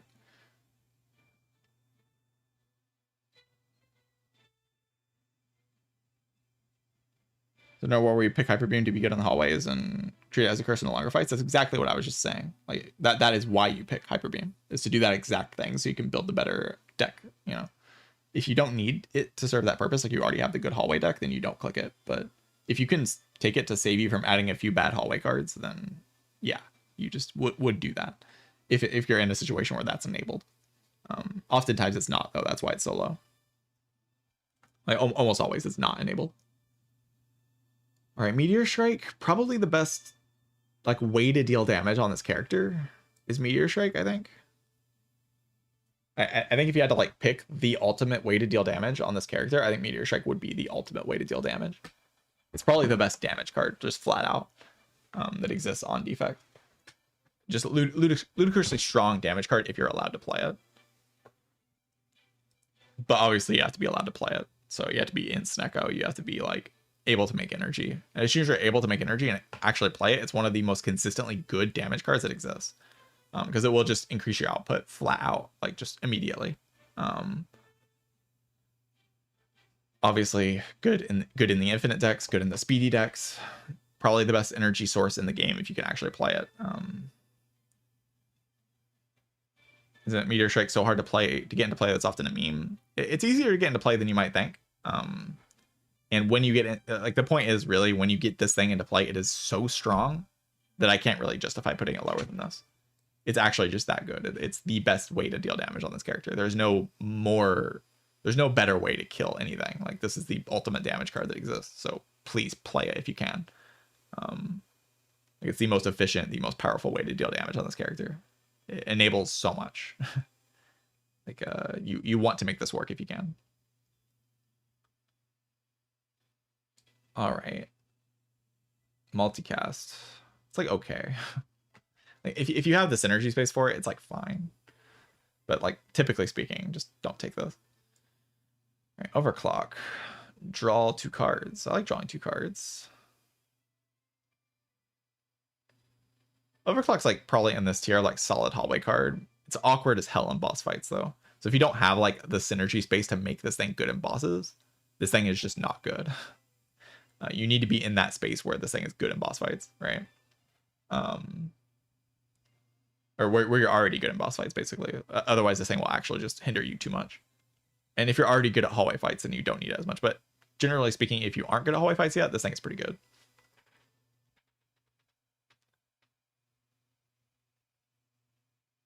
Doing a tier list of known Spire cards. I mean, that'd be fun, but I don't know if it would be good for the community to like start thinking of Spire cards as like things that are good and bad already before we even play the game.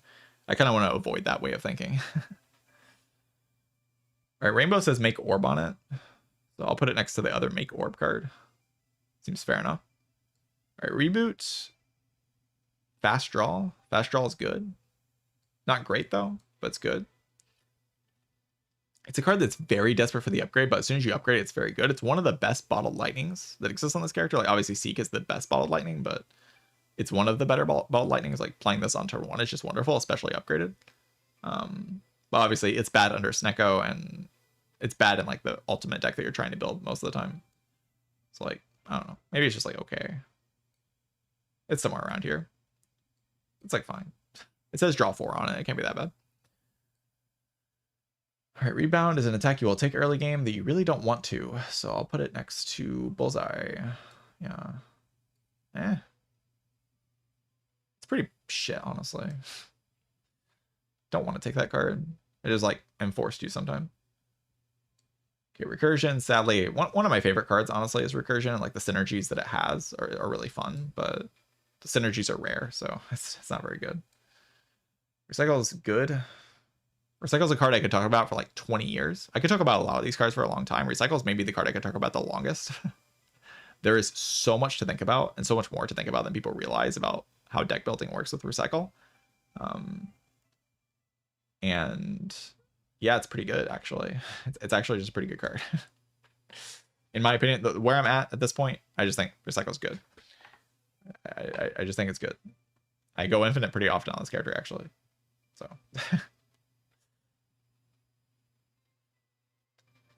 Especially strong upgrade. Yeah, Overclock is much stronger upgraded. Yes. Definitely a card that you're looking to upgrade. But it does also just make you faster in hallways. Like, just the ability to go faster in hallway fights is just so good on defect specifically that this card is this high. Because if you already have like good boss scaling, like you have Inserter, this thing is just like kind of good. It's like you're gonna beat bosses. You just need to not die to hallways, and this thing just saves HP in hallways. So it's not really more complicated than that. I have a reasonably high opinion of Reinforced Body at this point because, like, if I don't find Frost Focus, this card is one of the easier ways to win the game. While also not being that heavy in early game, especially on energy swaps. Like, this thing's just kind of good under energy swap. So I have a reasonably high opinion of it. Maybe Heat Sinks is a bit high. But, like, here.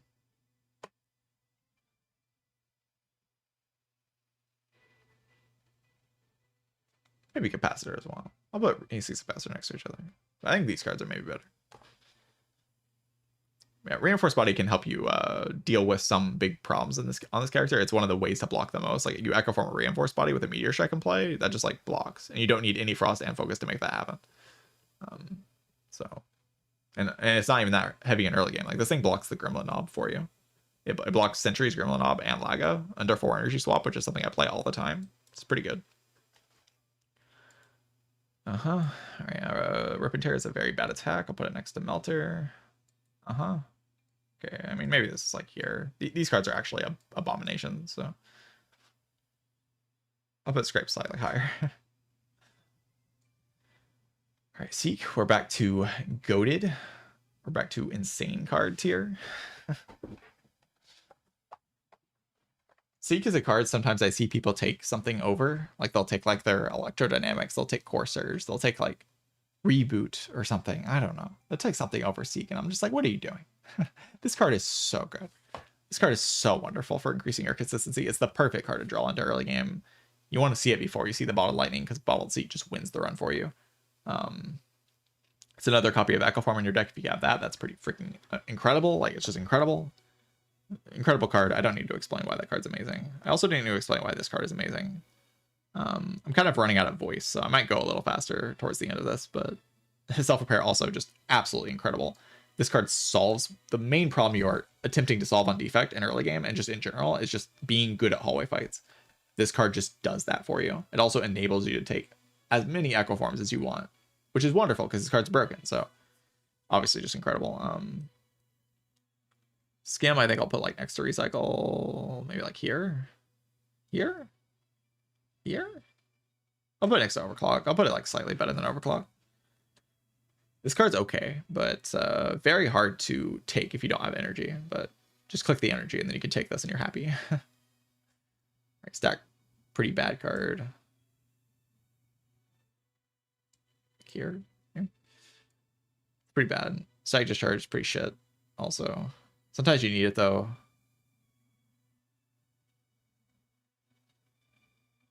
But like here.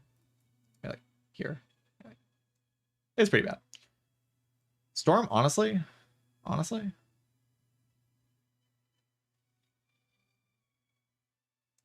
I'll put Storm here. I didn't think there was like a time period on this character where Storm would definitely not be this high. But I don't know. I feel like we've reached a point where in the fast scaling decks, Storm just ends up performing pretty well. It's a very powerful upgrade. Definitely like try it out. Like actually try just taking the Storms and upgrading them, and you'll be surprised at how well it will work. Like, it will actually just perform for you pretty often. I can't really say it's not a good card. It just is. The better version of Storm is Creative AI. Like that is the better version of Storm. This thing does what Storm does, but way better. In long fights. In short fights, Storm can actually kind of be good as well. Like, you play this card, it just upgrades your electrodynamics. It makes your defrag better. It makes every power in your deck better. Like, it's just pretty good. When you're adding a lot of powers, which I am, like, this card's just pretty good. It's bad as soon as you have, like, a thing that makes it bad, which is, like, Glacier and, like, some other way to deal damage or so much block that you don't need to deal damage with this thing. And you have to be careful of it because it can warp your deck to a position where you kind of lose. Streamline, I'll put top of mid. Sunder, I'll put in great, but not that high in great. I'll put it like here. I'll put it here. Very good attack. Sweeping Beam sucks. Awful card. Terrible. This card is embarrassing. That's a Thunderstrike. Turbo's pretty good.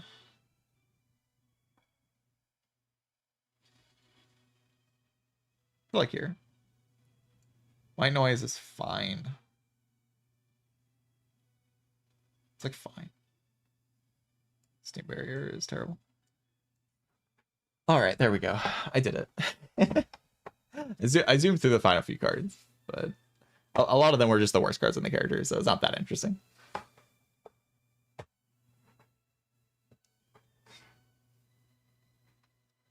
Streamline is worse than Rebound. Okay, fine. I'll put them next to each other. Streamline kills a Gremlin, alright? It can't be that bad, right? Like, it really isn't a card I want to add to my deck, and I never want to like take this card and upgrade it, which it really wants me to do for some reason. It's kind of disgusting. It's kind of just disgusting how it wants me to do that. Like, the thing this thing is asking me to do is not something I want to do, but sometimes you just have to, so. It's kind of like Rebound in that way. Like, just asking you to do something that's kind of disgusting, but I'll do it if I have to.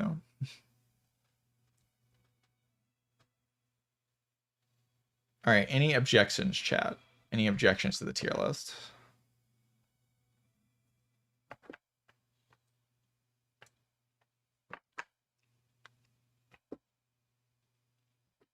Anybody got any problems with how I've rated cards here?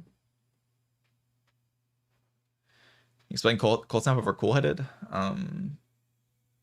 It's just so good in early game. Like, it's a great card into Gremlin Knob. It's a great card into Laga. It's a great card into Sentries. Cool Headed is like awkward in Sentries, okay to kind of awkward in Laga, and terrible in Gremlin Knob. That's the whole reason. that is the whole reason. Like, after that, Cool Headed is better. As soon as you pass that point in the game, Cool Headed is a better card. But in that portion, and Cold Snap is not worse enough to Cool Headed in the like later portions for me to say it's worse when it's so much better in the Equal Elite fights.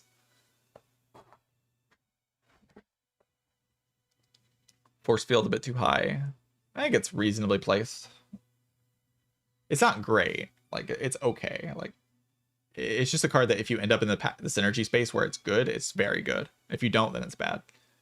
It's pretty obvious when it is good. And, I mean, sometimes people don't take this card when it is good. Like, it is a card that can function as front-loaded block if your deck is built in a certain way.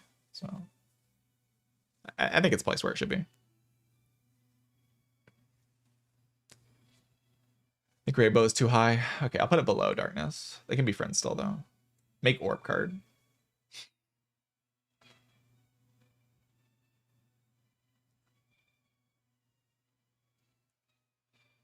Recycle can go up. I mean, I don't really think so. Recycle is a card you skip most of the time you see it. And, like, you should skip most of the time you see it. Recycle is just like a card that it's easy to view it as bad when you start skipping it and then be like, oh, I don't actually need this card to win. But then you actually put it in your deck and it's just like a perfectly functional energy card that also enables like specific. Recycle really, ultimately, to me, it's become one of the easiest ways to deal damage on defect.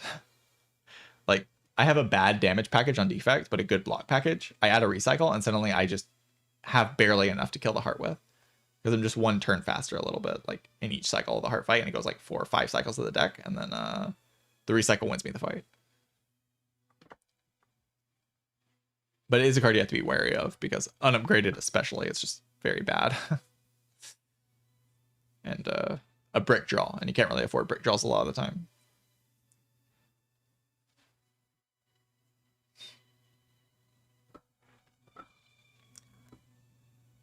Surprised Doom and Gloom is that high. Yeah, Doom and Gloom is a card I value more than maybe other players do. I just end up with this thing upgraded in my deck because I want to fight Act 2 elites. I haven't quite given up on fighting Act 2 elites on defect yet. If I ever give up on that, Doom and Gloom will shoot down very fast. But as I currently am on this character, I want Doom and Gloom where it is.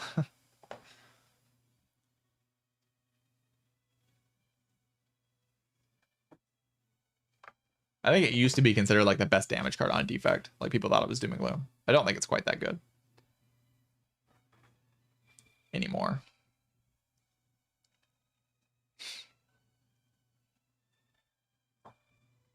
Yeah, I'm like reasonably happy with this list. It looks fine to me. Maybe Storm's a bit high, but I want to put it in good because I like Storm, so deal with it.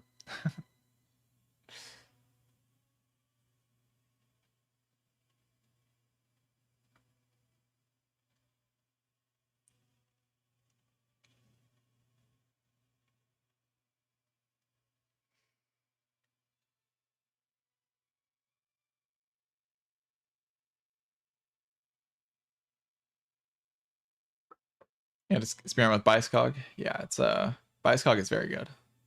Very, very, very, very, very, very, very, very good card. Definitely look out for the Biascogs as they show up for you.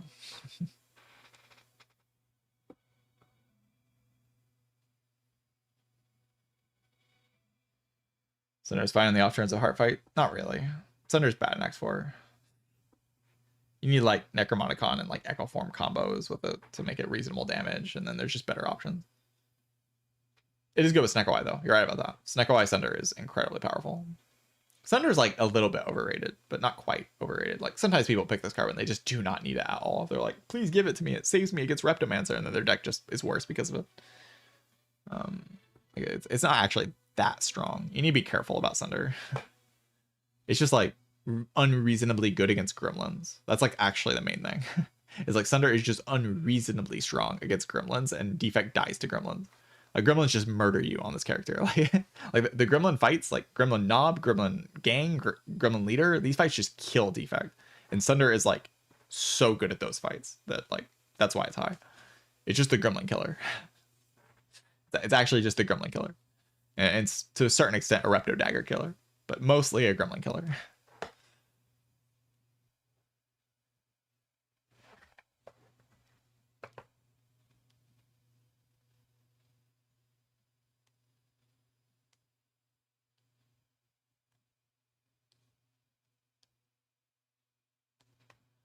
All right.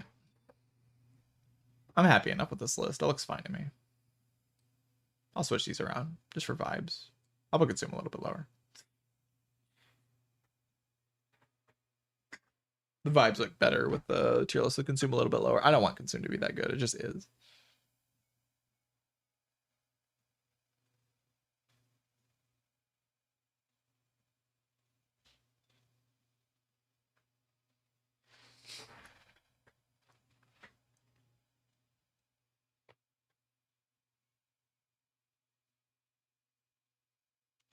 I'll change this tier to broken. I don't want to sound like a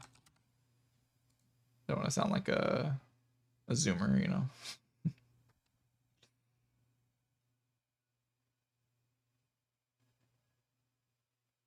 I'll change this tier also. It's just bad.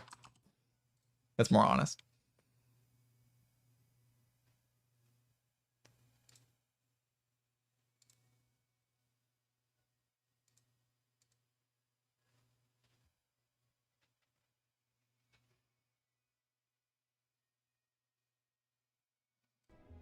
Scrape not bad. I mean, it's close. It's close. I think it's slightly better than bad, maybe. It's like specific situations where it's okay. It's probably bad, but I don't know. I just don't want to put it with the other cards. It feels gross. The other cards are actually terrible. No, not Snecko. Snecko is not the situation. It's more like small deck with like a few 0-cost cards, which doesn't happen that often. But when it does happen, Scrape is all right. It's probably bad. But I'll put it in bad. You guys can't see it, but I'll put it in bad.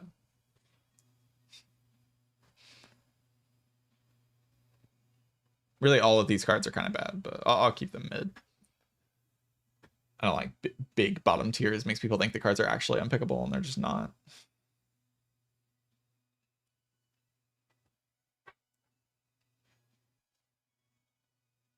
Yeah, I'll put Scrape back up. I don't know. It just feels wrong to have it with like these abominations. All right, GG chat.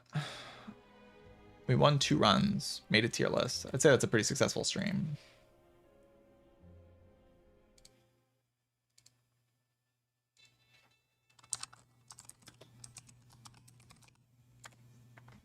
I'll rate everybody's favorite weeb.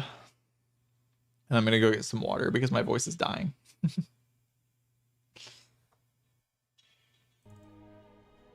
Everybody's favorite weeb. VM service is live.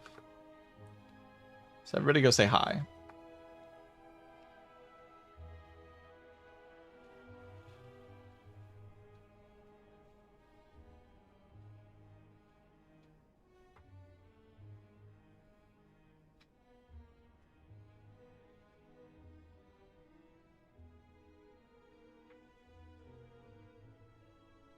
Weeb's out.